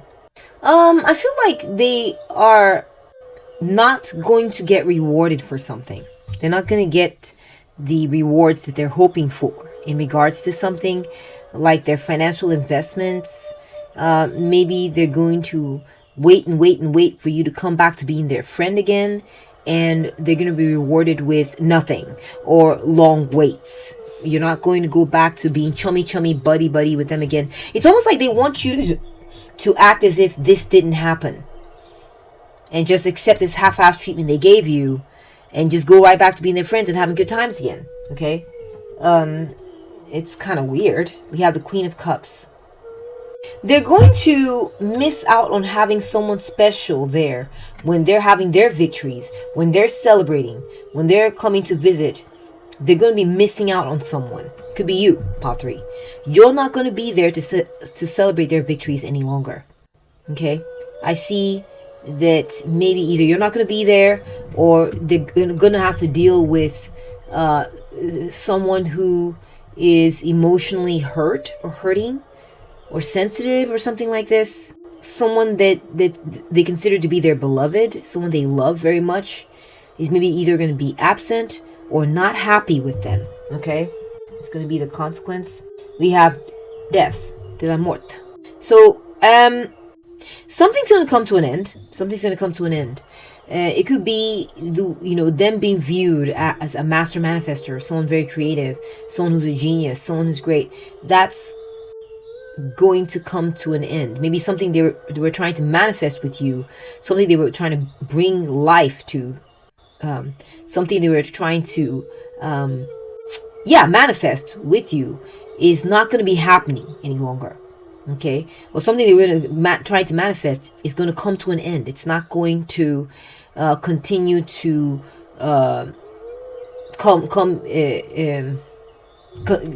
become fully realized. It's not going to become realized. It's just going to die off or expire, whatever that thing is. Okay, it could be that this is their reputation that they're working on, and their reputation, the efforts they're making on their reputation to try to get people to see them a certain way and move them in a certain direction it's going to come to an end. Something new is going to begin, and that's gonna die off. That's the karma, is that maybe they underestimated your opinion of them. They didn't realize how intrinsic you are. Like, if they fail you, it's not going to be good for them. Okay, that's kind of like the vibe I'm getting. If they cannot treat you correctly all the way, then certain things is not going to work out in their life. Okay, that's what I'm getting. With the Knight of Wands, I'm getting someone, is going to love them, going to have loved them, and then leave them. So they're going to be abandoned. I feel like this could be you walking away from them and moving on to the next adventure of your life. Someone's going to go off on an adventure and take off and leave that mess behind. Okay, like I said, this could be you. This is part of their karma, is that you're going to walk away from this mess, or they're going to be abandoned. Okay, or they're going to be left behind. We have the Hierophant. I feel that the karma that they're going to, the karma for your enemy's wrongdoing, is that someone's going to turn their back on them. I feel like people are going to turn their back on them. People are. Someone important is going to turn their back on them, actually, too. It could be like parents, or it could be the society or the community is going to shun them and say, please stay outside of our circle. So it looks like you might be a person of influence, pile 3, and in the sense that if someone hurts you, wrongs you, doesn't treat you correctly, lots of people are going to hear about it and are going to turn their backs on this person. Or it could be someone someone important is going to turn their back on this person because they lied. Perhaps it's maybe it's an organization or a group of people, and lying is a big no-no in this crowd. And maybe this person really underestimated that they needed to watch their conduct with you, because it wasn't just with you.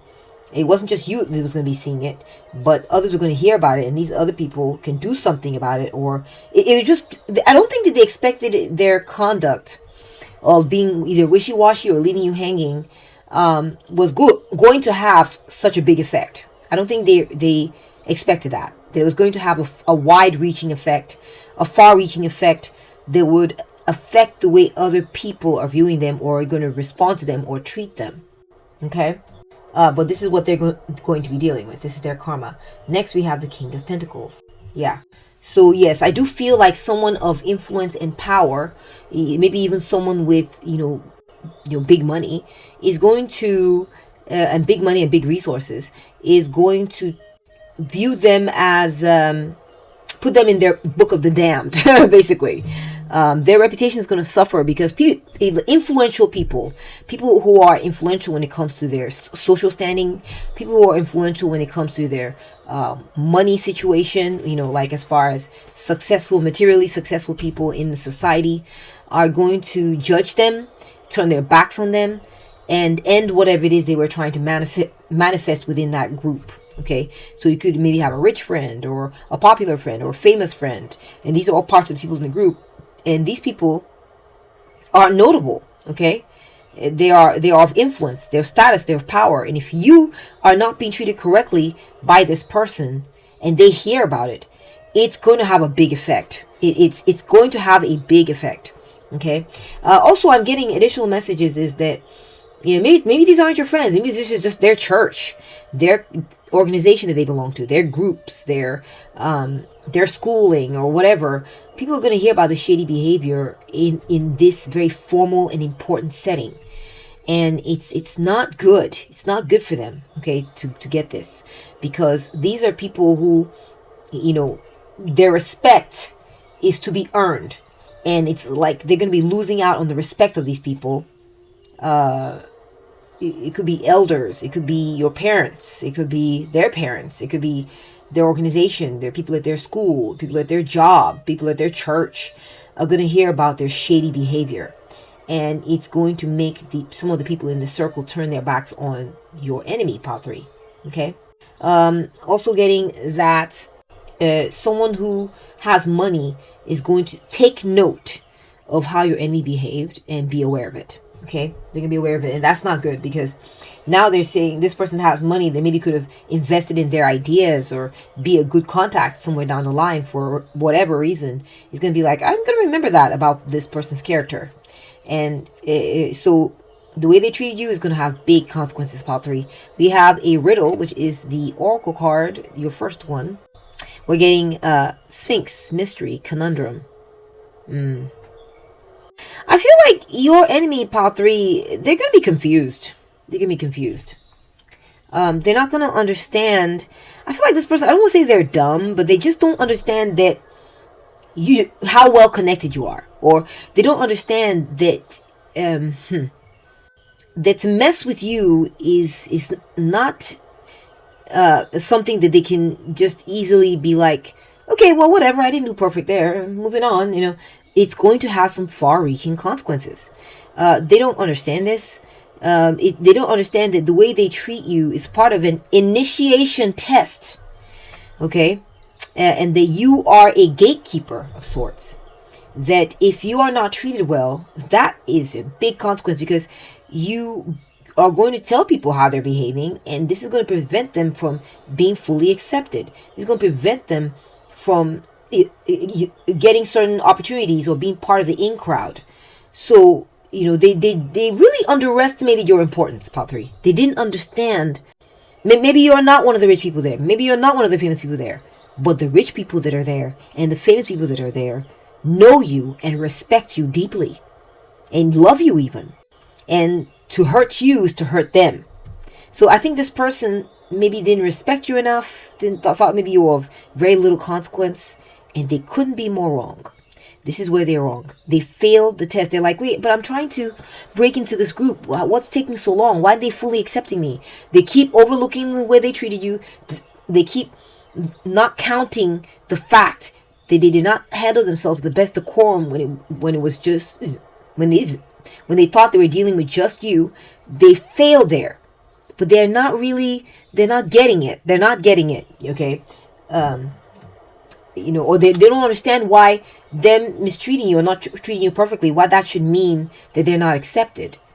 They didn't respect you enough, Pile 3, and they're going to pay the price for that. We got jealousy. It could be that they were jealous of the fact that you're liked and loved in this circle of friends.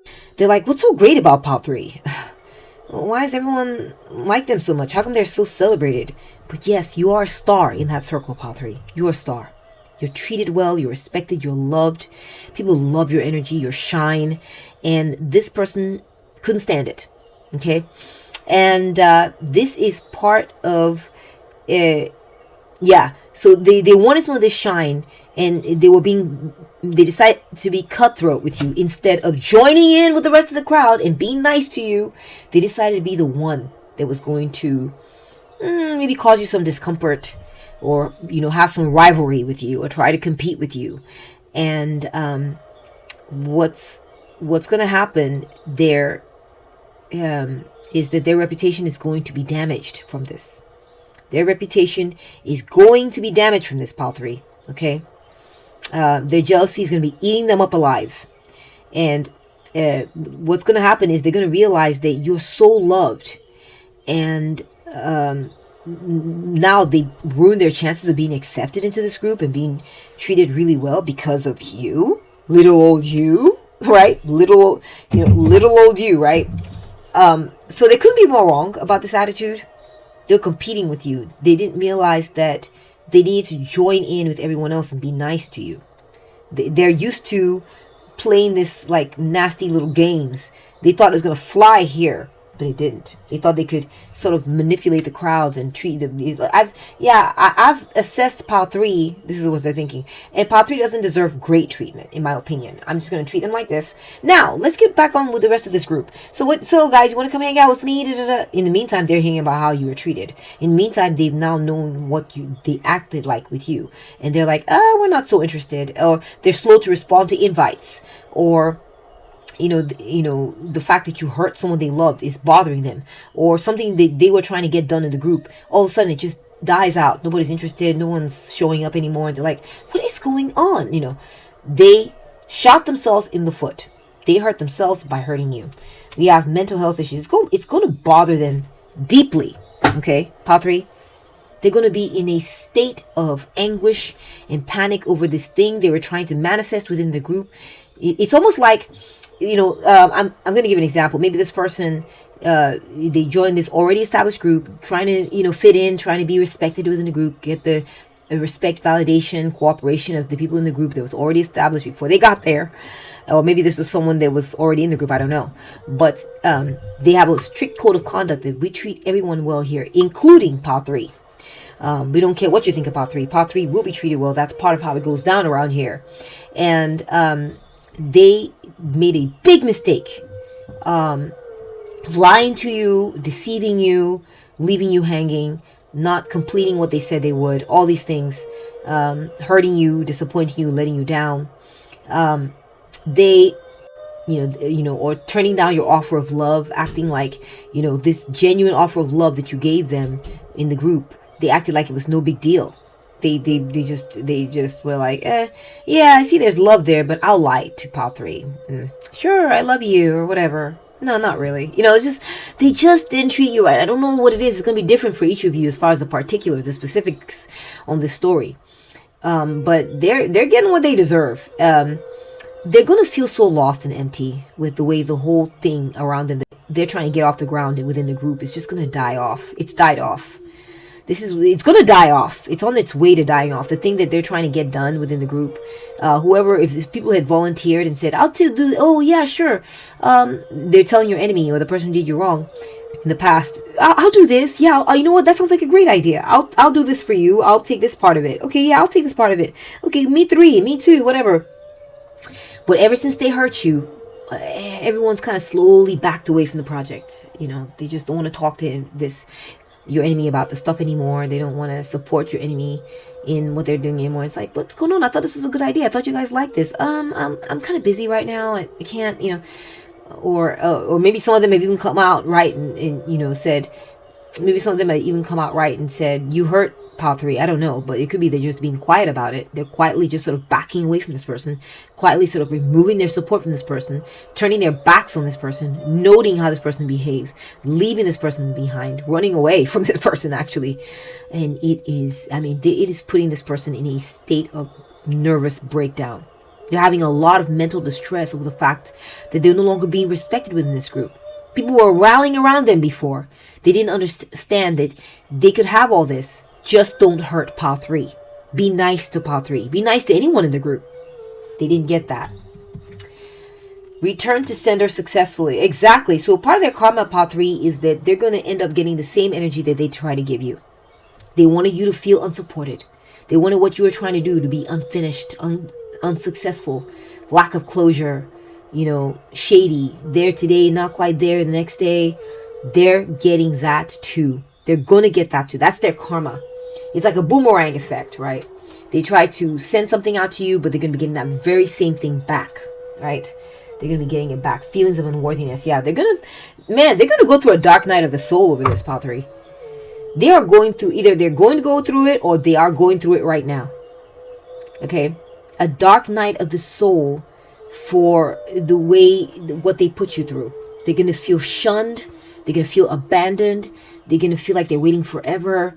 They're going to, what's going on? And it's just going to hurt them so deeply. It's going to hurt them so deeply. Next, we have evidence.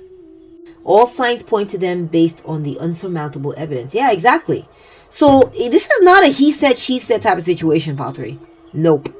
The karma that your enemy or the person who did you wrong, the karma they're going to experience is that people are going to believe.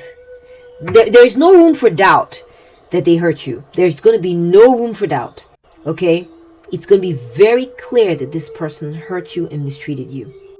And it's not going to be he said, she said. It's not going to be one of those things where your enemy is going to be able to go tell them, no, Pile 3 made it up. It's not true. There's going to be incontrovertible evidence, maybe even picture evidence. Okay? And everything, they're gonna look at all the details and be like, oh my gosh, he or she really did do this to Pile 3. Wow. And they're gonna be viewed as one of the bad ones. One of the bad ones to stay away from. Oh, we're getting 2 here. Okay, we're getting 2 cards here. Looks like we got 2 here by accident. It says triggered, set it off, offended, and strong victimization. Yeah.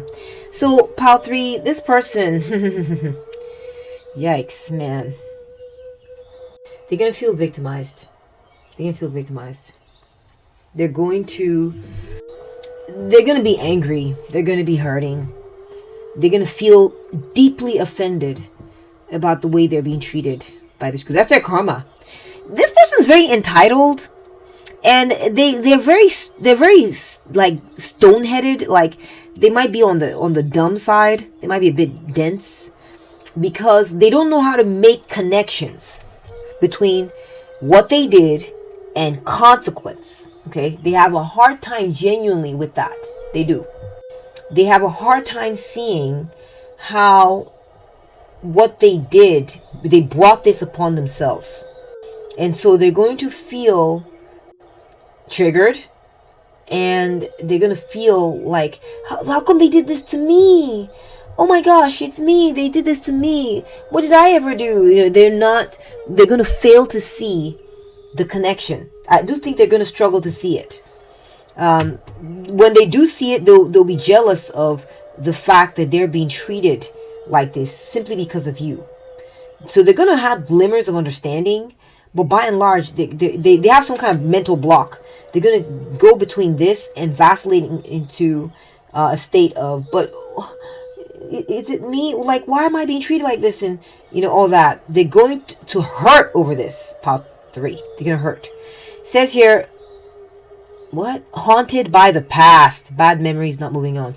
They're going to have a hard time letting go of this. They're going to have a hard time. This is going to have a lasting impact on them. I see them regretful, being sorry, being like, oh my gosh, what did I do? Wow, this is what happens. Wow. So it's a big lesson for them. It is going to be a huge lesson, Pile 3. A huge lesson. Stop mistaking chaos for chemistry. That's not a twin flame. That's a fire hazard. Obsession, illusion, danger. So, Pile 3, I think this person, man, they got a lot to learn. They got a lot to learn. I think they thought that they could fight with you or cause problems with you, and it's just because y'all like each other or have a thing going. They don't understand that they're simply toxic and they're simply fucking wrong. That's it. They think this is a you and them thing, when really it's that they did you wrong. That's it. They just did wrong. And until they come into the mindset of, I did wrong and I messed up and I brought this upon myself. and I'm wrong, and I'm sorry. They will forever be in this limbo. That's their karma. If they cannot get to that place of accountability, where they stop trying to pin this on you, that it's some kind of chemistry thing. It's not a chemistry thing. It's them mistreating you. They mistreated you. End of story. And they're thinking, they're projecting some of this, what happened or went wrong, on you, and saying it's because we don't quite get along. We just kind of have this thing, between us, where we just, she and I, pile 3 and I, we don't really, get along that great sometimes. When really it's that they mistreated you. That's it. So there's some growing up they need to do. They're going to be delusional about this, and they're going to fall for certain illusions. In reality, I feel like they're kind of obsessed with you. Yeah. I feel like I'm wanting to say that for a few of you, this person might be threatened by others. They might get like death threats, like a death threat. That's just for a few of you, a death threat.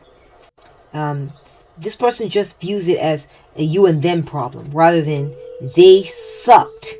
They did you wrong, period. Because what you had to give them was love. What they had to give you was lies, deceit, and leaving you hanging. Next, we have gilded regret. They're going to regret it. They are going to eventually get to the point where they regret it. When I get gilded, I'm getting that, in some ways, they're going to be doing well. They're going to be doing well. They may have a nice job, or, make good money or something like that. But they're going to be living in regret, and they're going to be in a state of, nervous breakdown. They're going to have a lot of mental distress about how things went down. And they're going to be racked in guilt. Thinking, oh my God, what did I do? And the only reason they're going to have regret is because what they wanted to get off the ground with the group, what they wanted to manifest, became kaput, destroyed, finished. Nobody wanted to support them in it. That's what's going to make them, bring them distress, cause them distress, and lead them to start having feelings of guilt. This is what this person, your enemy, needed, Pile 3, this experience, for them to have understanding of the role that they played in you. It says caught out there. I feel like this person is going to be caught trying to steal, caught trying to take something that's not theirs. They were trying to take something that wasn't theirs, lying, stealing, and they're going to be caught. Like they're going to be trying to get something from you or from them or from someone else, and someone's going to be like, pop, back away. So it could be that they may try to get this thing that they were trying to manifest anyway. I don't know what it is. It's going to be different for each of you. Despite having messed you up, despite the fact that everyone turned their back on them and they're now alone, they may still try to get that thing for themselves anyway, and they're going to be caught. So it's going to be embarrassing. It's going to be really embarrassing. We have deep-seated discrimination. Yeah, this person is going to be singled out. They're going to be ostracized. They're going to be viewed as having some type of problem. And, it says here, stop. People are going to be like, please stop talking. They're going to be trying to, like, convince people, no, it was a me and pile number 3 thing. They did this too. And, everyone's going to be like, please, we don't want to hear your lies anymore. So just stop. Just stop. And people are going to start mistreating this person. I'm sorry to say. I'm not sorry to say that. I'm glad they're getting there. I'm glad that they'll be getting treated this way because, obviously they hurt you. Man, people are going to go to bat for you, Pile 3. Wow. People are going to go to bat for you. You're very special. You are very loved, Pile 3, by this group, by your family or whoever. And wherever this person, your enemy, tries to go, try to maybe talk to someone in the group and pull them aside and try to maybe put a little bug in the air and try to get them to do a little different, or treat them a little different, or try to, stain your reputation and say, well, Pile 3 did this. They're going to be like, listen, I don't want to hear it. I don't believe you. Pile 3 is an amazing person, woman, man, and you are wrong. You have some growing up to do. This is what they'll be telling your enemy. You have some growing up to do, and you are wrong for the way you treated Pile 3. And until you come correct with that, we don't want anything to do with you. Yeah. They're gonna be ostracized and getting like, you know, in the church when you are when you've done something, or excommunicated. Yeah, they could be excommunicated from a church or an order or something. It's crazy. Next we have crumbling steps. Progress doesn't always feel safe. Wow. Pile 3. Whew, man. I feel like this person, they're going to be offered a path to make progress. There's going to be paths to make progress, but they're going to feel unsteady and unsure the whole time they're trying to make progress. You know, their foundation in the group or foundations is going to be weak and crumbling. You know, they take a step up. Okay, well, all right, I guess, all right, they won't listen to me, and I've lost my reputation, and people don't believe me. You know, I've been shunned, looking down in shame, and they don't trust me and stuff. But let me see if I can still make progress in this group. Every single step they take is going to be on these crumbling ass steps right here. You see this? Crumbling ass steps. They're going to be trying to like work their way up and all this, and it's not going to work. They're going to feel scared the whole time. They can feel unsure. Things are going to be shaky for them. They may struggle to make it up the steps. The steps may crumble at some point. They're not going to be well supported in this group. They're not. Okay? It's going to be shaky foundation for them from then on out and into the future. And that's what I'm seeing in the card to you, Pile 3, as to what is the karma of your enemy for their wrongdoing, or the person who did you wrong. I hope this resonated with you. If it did, please give it a thumbs up. Let me know what you thought in the comment section. If you valued the work, if you value what I've done here and you would like to support me in return, then one thing you could do is subscribe. You could also consider joining the membership, which means which comes with early access to the videos. So as soon as the videos are ready, you can be one of the first to watch them and comment on them. And you can also have access to a library of members-only videos that I've got set aside for my members. Thank you so much for watching and bring your energy to this reading. You are loved. You are protected. Take good care of yourself, okay? And I'll catch up with you at the next one. Bye!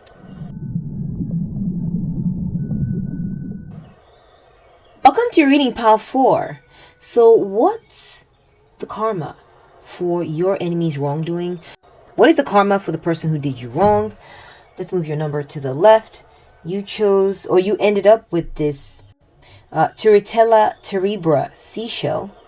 Okay. And I'm going to move that over here to the left. You ended up with the Cancer Zodiac sign, Capricorn, and Libra. Okay, so let me do a vibe check on you here. So, Pile 4, this person, gonna tune into their energy so we can get some resonance that we're at the right pile here, okay, for you. This person is, they could be on the quiet side. It's possible. Maybe they're just not talking to you much these days. They may be very practical type of person. They're not really, maybe they're not really about the heart. They're more about like the money. They're more about how things are going to impact them materially. They may be very like grounded, down to earth, maybe just about practical details, and that's all that concerns them, whether they survive and things like that. Matters of survival rather than of the heart. Maybe this person, they deal with dark times or uncertainty by focusing on survival. That's all they care about. Okay, they don't care about, maybe it's possible they don't care about ethics or the heart of the matter or helping people heal or anything like that. It's more about how things are going to boil down, practically speaking. Okay, that's all they care about. I feel like they're the type to hide certain secrets. Maybe they don't share certain key pieces of information with you or with others. They kind of hoard information or hoard access to certain things. Maybe they don't share because they, like I said, all they care about is the material success and, practicality and their ability to survive. So they don't want to give that away or lose touch with that kind of thing. I'm getting kind of like a Shylock sort of Scrooge-like maybe kind of vibe a little bit. Maybe could be wrong. I don't know, but you tell me. If it doesn't resonate for you, leave it for the others. I feel like the karma that they're going to get, Pile 4, is their karma is to always be stuck. Okay, you know, it's funny because they fixate so much on this material thing, or sort of like resources, or this is where I'm at, you know, this part of the land that I'm on, you know, I gotta hold on to it. I gotta, you know, I'm getting like a Four of Pentacles energy. I gotta hold on to it. I gotta hold on to the key. I'm not gonna share with anyone. I'm not gonna. I feel like it's going to keep them stuck. So though they may be stuck with this thing, this material or resources, which I guess in some ways is kind of is good for them, but it limits their ability to enjoy life. Remember I said they're not about the heart. They're limited. They're in a prison of sorts. And I feel like they may suffer from like a one-track minded kind of thought. All they care about is that one thing. All they care about is that one thing. So it makes them a very small person. Very, yeah. And also they're not very adaptable. They're not very adaptable. So they only know one type of way to respond to things. And this is going to hurt them later. It is. It's going to hurt them. This is going to be something that makes them suffer later on down the road, because they've created an inability to be flexible, to respond in different ways. They kind of locked in a certain type of way. Interesting. Let me look at your tarot cards. That's all I'm getting, really. We got the Big Queen, number 3. Here's more resonance on who is this person. We're going to create some resonance on who is this person. Number 3, the Big Queen. This is the Empress card. This person could be a mother figure. It could be like this is a mother figure or a woman. It could be a boss. It could be someone who is respected by the community. This is someone who's abundant too, like I kind of picked up on earlier. They may have access to lots of resources. Possible they're controlling, and you know, they may kind of like over control, because they're trying to they want to remain in control of something.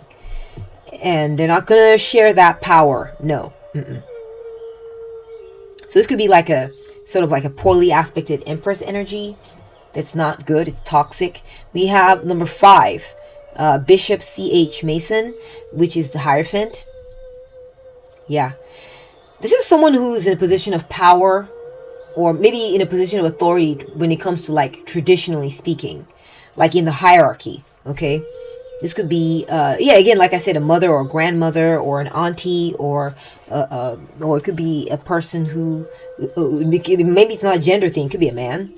It could be a man or a woman, but they're in a position whereby people sort of like kowtow to them and do it the way they prefer. They're like the next in line for something, and people respect them. They're generally respected.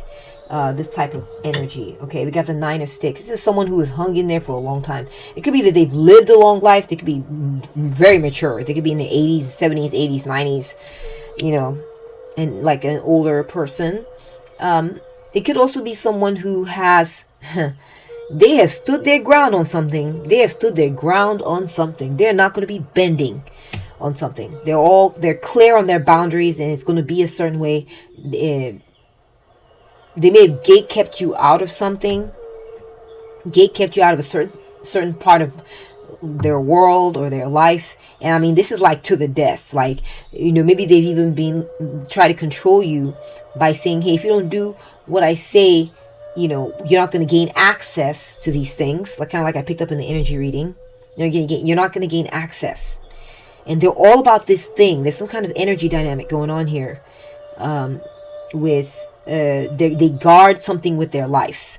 They're not going to allow it to be broken. They're not going to allow you through. They're not going to allow for maybe even for changing this dynamic. There's a tradition that they prefer, that they're standing by, okay, with their life. And they're not interested in anyone breaking this tradition. And if they do, they'll be gate kept out, okay? Let's see how they hurt you. We have the 6 of Sticks. They may have messed with your reputation. This is the 6 of Wands. They may have messed with your reputation in some type of way. They may have, messed with your confidence. Maybe you're a really good person and people like you, but they still won't approve of you because there's something maybe they expect of you. or maybe they didn't want to give you, they didn't want to honor you or give you the accolades that you have coming. Okay, that's possible. You know, if you do something great, they didn't want to say good job. Oh, the grandchildren, exactly. So it's possible that this person they're keeping your grandkids out of their will. It could be like that, or it could be, and this is number 17. This is the star. Okay, it's possible that there's a great wish that you have, and that they don't want to fulfill. They don't want to help you with it. Okay. They are, maybe something they did or didn't do has filled you with a state of despair. You know, it really like rained on your parade. They rained on your parade. It's possible. They didn't treasure you. They didn't treat you like a beloved. It's possible. It's possible that maybe you had a child and maybe you had it with the wrong, quote unquote, the wrong person, or someone they didn't want you to have a baby with, or maybe they, I don't know what it is. It's something about, they didn't treasure something about you. Maybe your inner child. Maybe there's something you like to do or you're very talented at, but they're like, yeah, you're talented at that thing, but you did not go to school and do the thing that we always do. Maybe you come from a long line of doctors or something, and you didn't go to school to become a doctor. Maybe you decided you want to be a dancer, and you went to school and studied for it, and you are one of the best at it. You're one of the best, but they still didn't want to honor or recognize this. That's just an example. It's just that type of energy. Okay, we have the 10 of baskets. They excluded you. Yeah, they excluded you, Pal 4. They didn't include you. It's like they're trying to teach you a lesson or something. Or I feel like they're trying to make you feel like you will never be good enough, or like you didn't quite reach the levels, and because you didn't, you're not going to be included in the fold. You're not going to, maybe they bought houses for everyone in your family, but they didn't buy a house for you. Or I don't know what it is. There's something about being excluded, something about not being included, not being loved. Maybe they exiled you, or maybe they kept you out of the will, or maybe they celebrate everyone else but they don't celebrate you, or maybe they do celebrate you but they do it in sort of like a weird way where they hold back on you in some type of way. Okay, so it could be family, it could be work, it could be a group, or like an organization. It could be a church. You know, maybe you're not included in the church, a church family. This could be the priestess or the pastor. Wow, I'm so sorry you're going through this, Pal 4. Next, we have the Son of Coins. So this is the karma for their wrongdoing. Okay, we have the Son of Coins. This is the Page of Pentacles. So, Pal 4, their karma for this is that they are missing a chance with you. They're missing a chance. They are missing out on having your studiousness. There's something very valuable about you. You're ambitious, you're diligent, you're focused, you are goal-oriented, and this person is, it's like the Philosopher's Stone, right? It's a stone that the builders threw out. What this person, your enemy, or the person who did you wrong, they're not understanding, they're not seeing your value clearly enough. And they're missing out on your value. They're missing out on the fact that you're actually quite intelligent, quite brilliant. You have you're very ambitious, and you're doing amazing things. Okay. So this is their loss. Okay. They're losing out on that. It could be also that the way they're going to be, their karma for their wrongdoing is that, you would add a lot of value to their fold. You would. A lot of value. Perhaps you're a great note taker. You're a great secretary. You are invaluable in a lot of ways, and they're missing out on this. You could really add a lot to the family, add a lot to their group, and they're just not seeing you correctly. We have the Two of Sticks, the Two of Wands. I feel like this person, they have the fear of the unknown. Okay, they have the fear of the unknown, and where they're missing out is that you would help them plan very well. And you know, as powerful and as almighty as they seem, they have faults, they have flaws, they have weak points. And one of their weak points is their lack of vision. They don't quite fully see things correctly. They're almost like they're blind. They're a little blind to something. And they're blind to the opportunity that you represent. They really are. They really are. And it's like you're going to be gone, honey. And they're going to lose out on you. That is what Spirit is saying, is that you are actually very valuable. And I know, you know, it might be easy to think, well, you know, they have all the power and they're the ones who shunned you, so you must be. No, it is possible for someone to have the power, shun you, and then be losing out big on you. We have number 12, Gula Jack, which is the Hanged Man. They're going to stagnate, Power 4. They are going to stagnate. And you know, it's funny, I'd actually mentioned something, you know, due to their stagnation. I meant to say, I almost said that during the vibe reading. Instead, I focused on the vibe check. I focused on resistance to change. But I focused on being narrow-minded and kind of focusing on one thing, and they're losing out on all these other things. They're going to stagnate. Their organization is going to stagnate. Yeah, they're going to remain stuck. They're going to be stuck. So this person, no matter how powerful they are, represent the energies of stagnation within this group. And what happens when a group or organization stagnates? Stops growing, stops innovating, and starts to what? Die.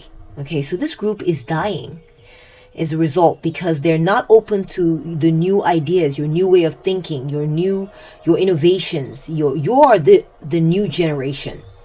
They're losing out on the new generation, which marks the end, in a way. Yes, it is marking the end of this group. It's not going to last. It's not going to continue, because the new generations are having to face this sort of limited energy, this gatekeeping energy, and are being kept out, right?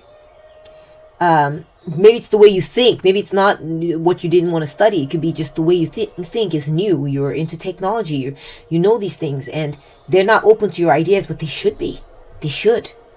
So it's their loss, and this means that their group is stagnating. And I picked up on that earlier. Their resistance to the change that you represent, Power 4. Okay, and they're overthinking this. They're overthinking this. They're overthinking you. They're not recognizing at face value that you are the good stuff and you represent good things. Period. We have number 13, ancestors. Yeah, death. So this group is going to die off. There is some sort of inevitable change that they're not seeing. There's a baby being born, and they're missing out on the opportunity to be part of this new generation that's going to be celebrated in the future. They are going to miss out. It's like throwing the baby out with the bathwater. That's what just popped into my mind. This is how the karma that they're going to be getting for their wrongdoing is that they are literally saying, oh, that's a new baby. We don't want the babies. We're going to throw all the babies away. Good luck with that strategy, right, Power 4? It's not going to work, okay? And so they're damning themselves and damning this group to stagnation and death. So this group is not going to continue beyond you. We have the 8 of Sticks. Yeah, so they're coming to an end. They're coming to an end. I'm telling you, Power 4. This group will end quickly, too. Quickly. Also getting that, like, things are being said about them. I feel like gossip may be afoot.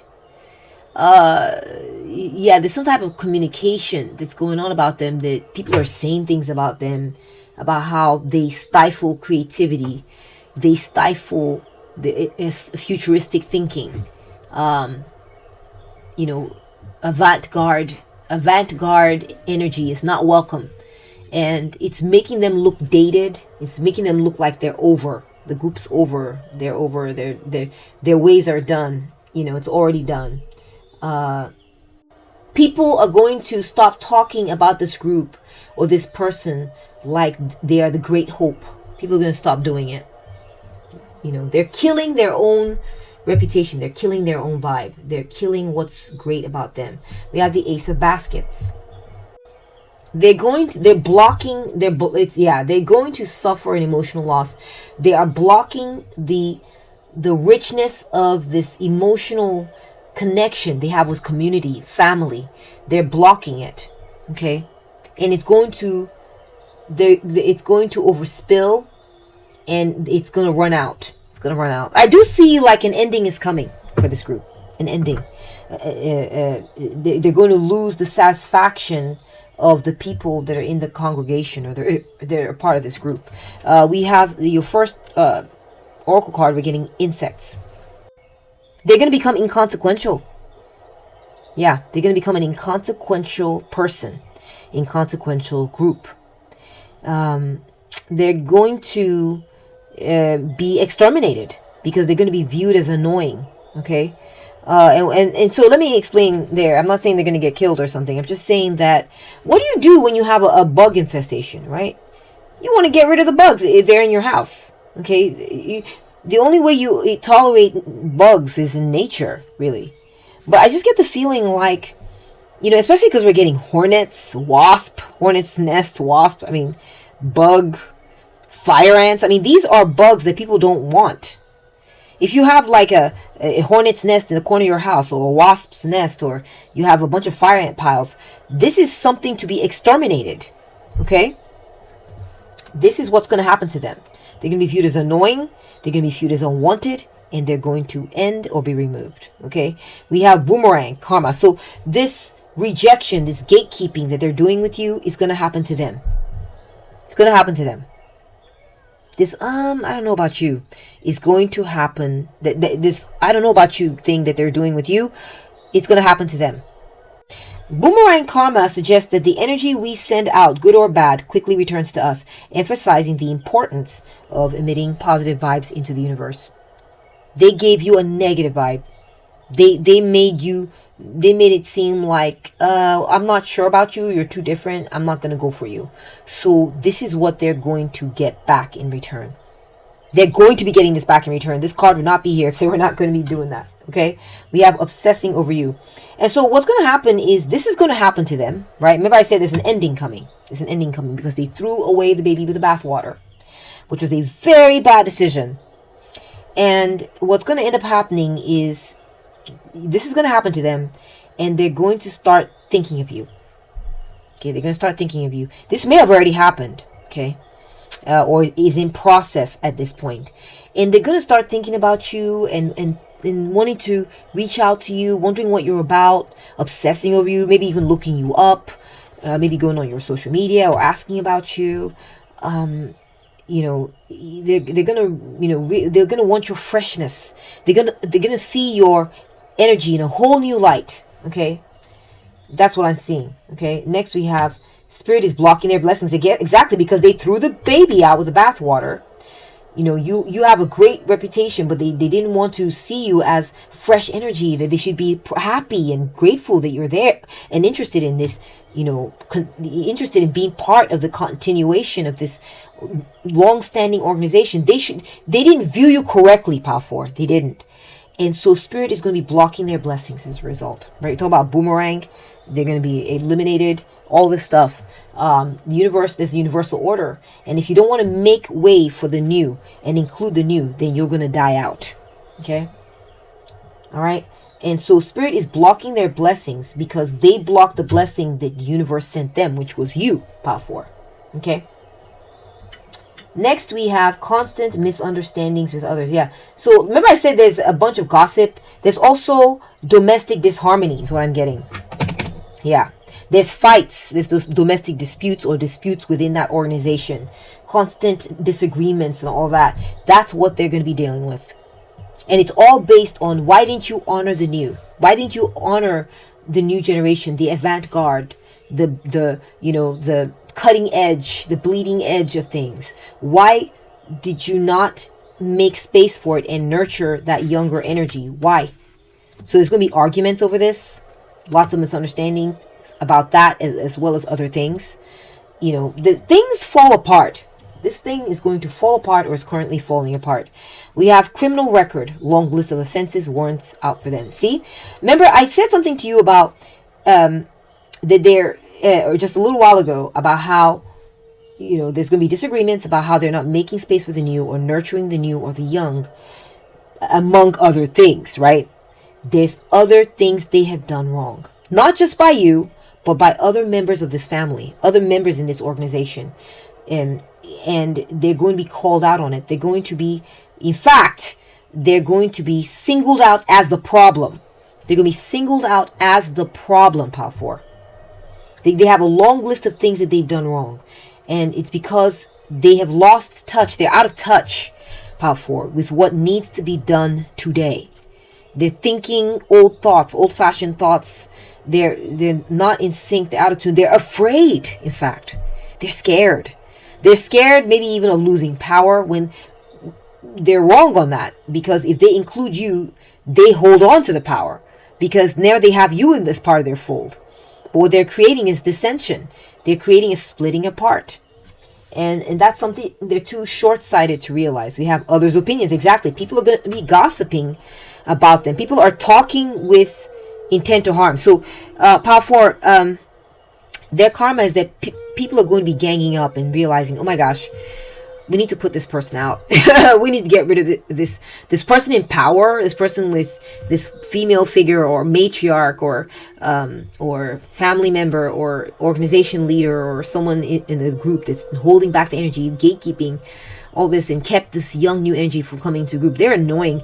We need to figure out a way. I know it says to harm them, but to, you know, put an end to that energy, to be frank. Okay? There is talk of mutiny. Okay? Power 4, this is their karma. There is talk of people wanting to go against them, and, you know, and they're talking amongst themselves. They did this, you know, they did that, they did this. Again, they're going to also talk about what they did with you, Power 4.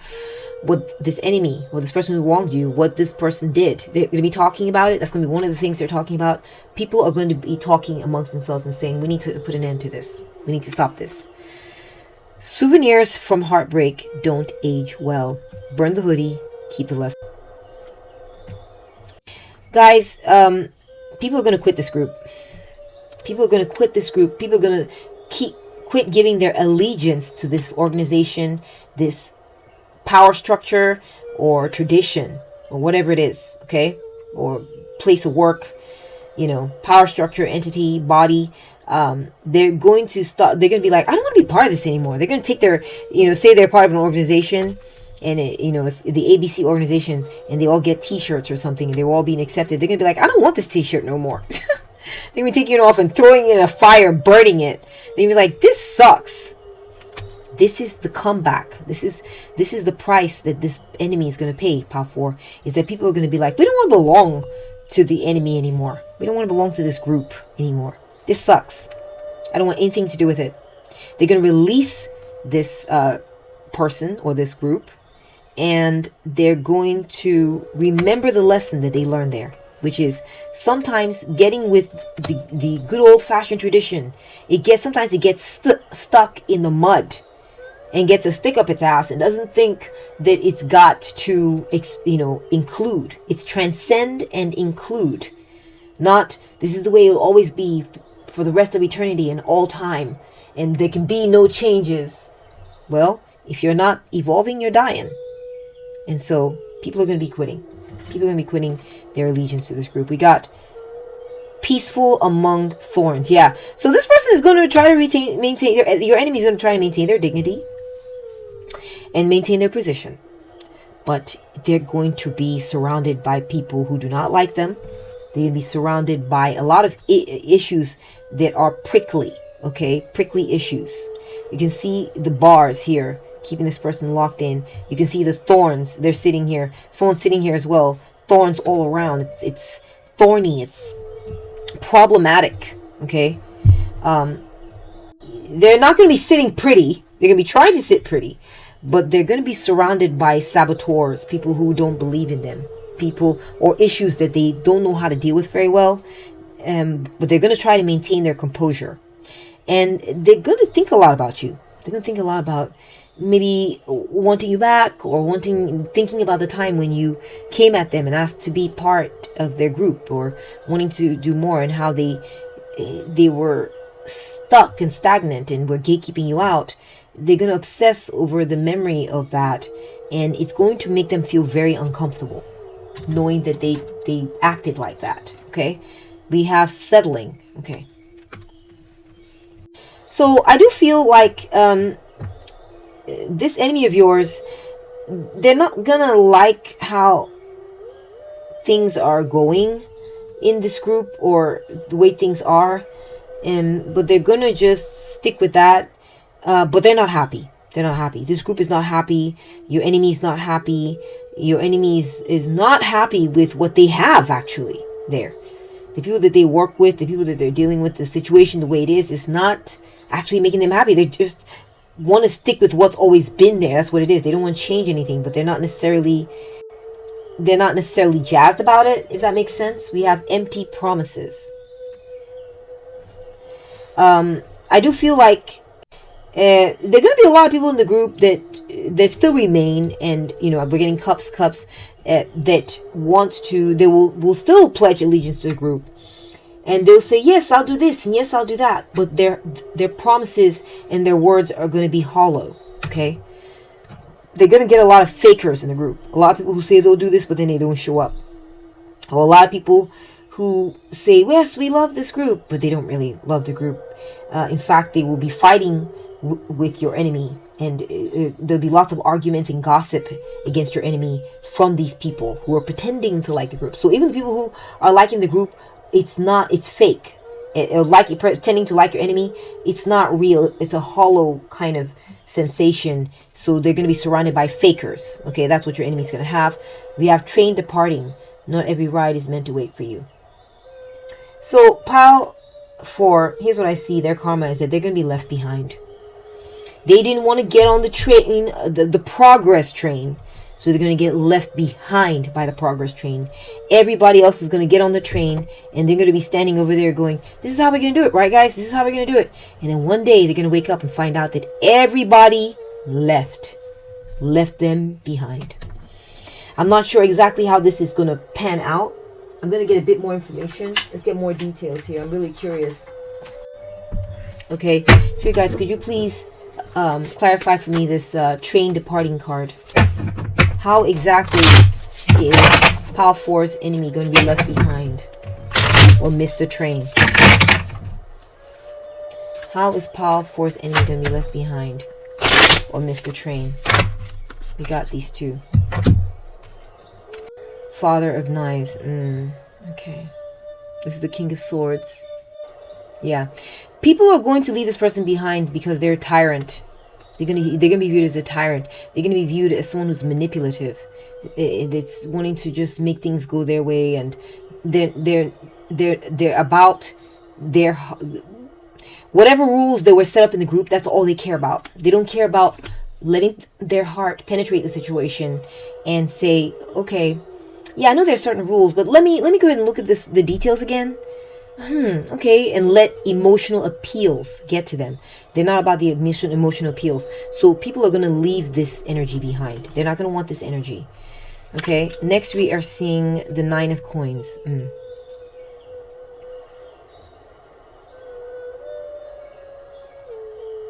Train departing. How's this going to happen? Okay, the 9 of Coins. And the 7 of Cups. Yeah. Okay. So people are going to feel like this person, Pile 3, people are going to leave this person behind because they're going to realize that this person is kind of bougie.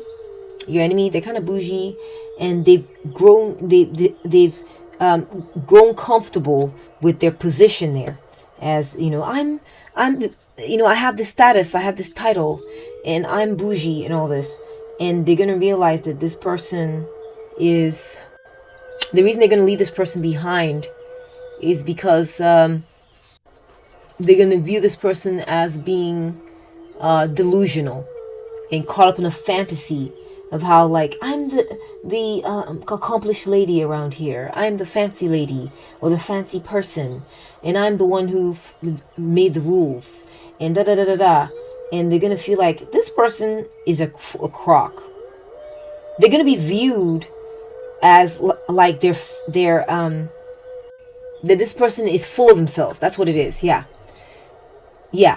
So this person, your enemy, is going to be being viewed as being full of themselves, being delusional, okay, about being someone of fancy standing, right, as being someone of a status, being someone of thinking that they can do whatever they like and they're fancy. This is part of why they're going to get left behind. I'm also getting like I feel like there's a choice is going to be made. Okay, there's choices to be made here with 7 of Cups appearing, 7 of Baskets. It means 7 of Cups, and between this stiff old person who's all about the rules and it's just all about, no, well, A plus B plus C is equals this. I don't understand what you guys are talking about. You're trying to change things. Nothing's going to change. The rules are the rules. Okay, but what if times are changing? The rules are the rules. Okay, but what if we have a mitigating circumstance here with Pile 4? Pile 4 is a little bit different, and they bring something very special we haven't had before. The rules are the rules. That's what your enemy keeps saying. Okay, well, what about Pile 4 is the new generation? They're bringing fresh blood into things. No, the rules are the rules. And they're gonna look at the choice between the people in the group are gonna look at the choice between you, which you're the 9 of Pentacles, and this old, outdated person who's stiff, unrelenting, unbending, who's only about the logic and not about the heart and feeling into things. And they're going to choose you. Yeah. That's why. They can all jump on this train and move in your direction. That's what I'm getting. Oops. Anything else, Spirit? Do you have anything else to add to this? About this choice that's going to be made? How are they going to be left behind? Yeah, they're all going to. Yeah, we have the 7 of Wands. People are going to rail against your enemy. You can see multiple wands down here. The 7 wands, and they're don't get me wrong. They're at the top of the food chain. They're the Empress. They're in a position of authority, and they're at the top. Look, you can see the crocodile, alligator gritting their teeth and saying, no, it's going to be like this. And everyone beneath them is going to be like, no, we don't want it like this. Get off of your position. Either, change your mind and either listen to us. We're going to keep contesting against you. We're going to keep railing against you, or get out of your position. Let someone else in there. You're not good enough for this. You're not supposed to be there because you're mean. You're a meanie. We got the alligator, the crocodile up top. You can see the alligator or crocodile face. You're a meanie. We don't want you there. Get out of your position. So this person's going to face your enemy's going to face some stiff challengers who are saying, we don't like you. Get out. You're too stuck with the rules. You're inflexible. You don't understand. You don't understand the true nature of leadership. You don't get it, and we need you gone. And we don't agree with what it is that you are saying. Wow, Pile 4, bravo! I think you're gonna win this battle. Thank you so much for bringing your energy to this reading. If you enjoyed it, please give me a thumbs up down below. Let me know what you thought in the comment section. I welcome your comments always. If you found this reading to be of value and you would like to support my work, and then I appreciate a subscription, or you could you could also hype this video by going to the top of the comment section and sliding it to the right, and that should reveal the hype button, and you can hype this video. You might also want to consider becoming a member of this channel.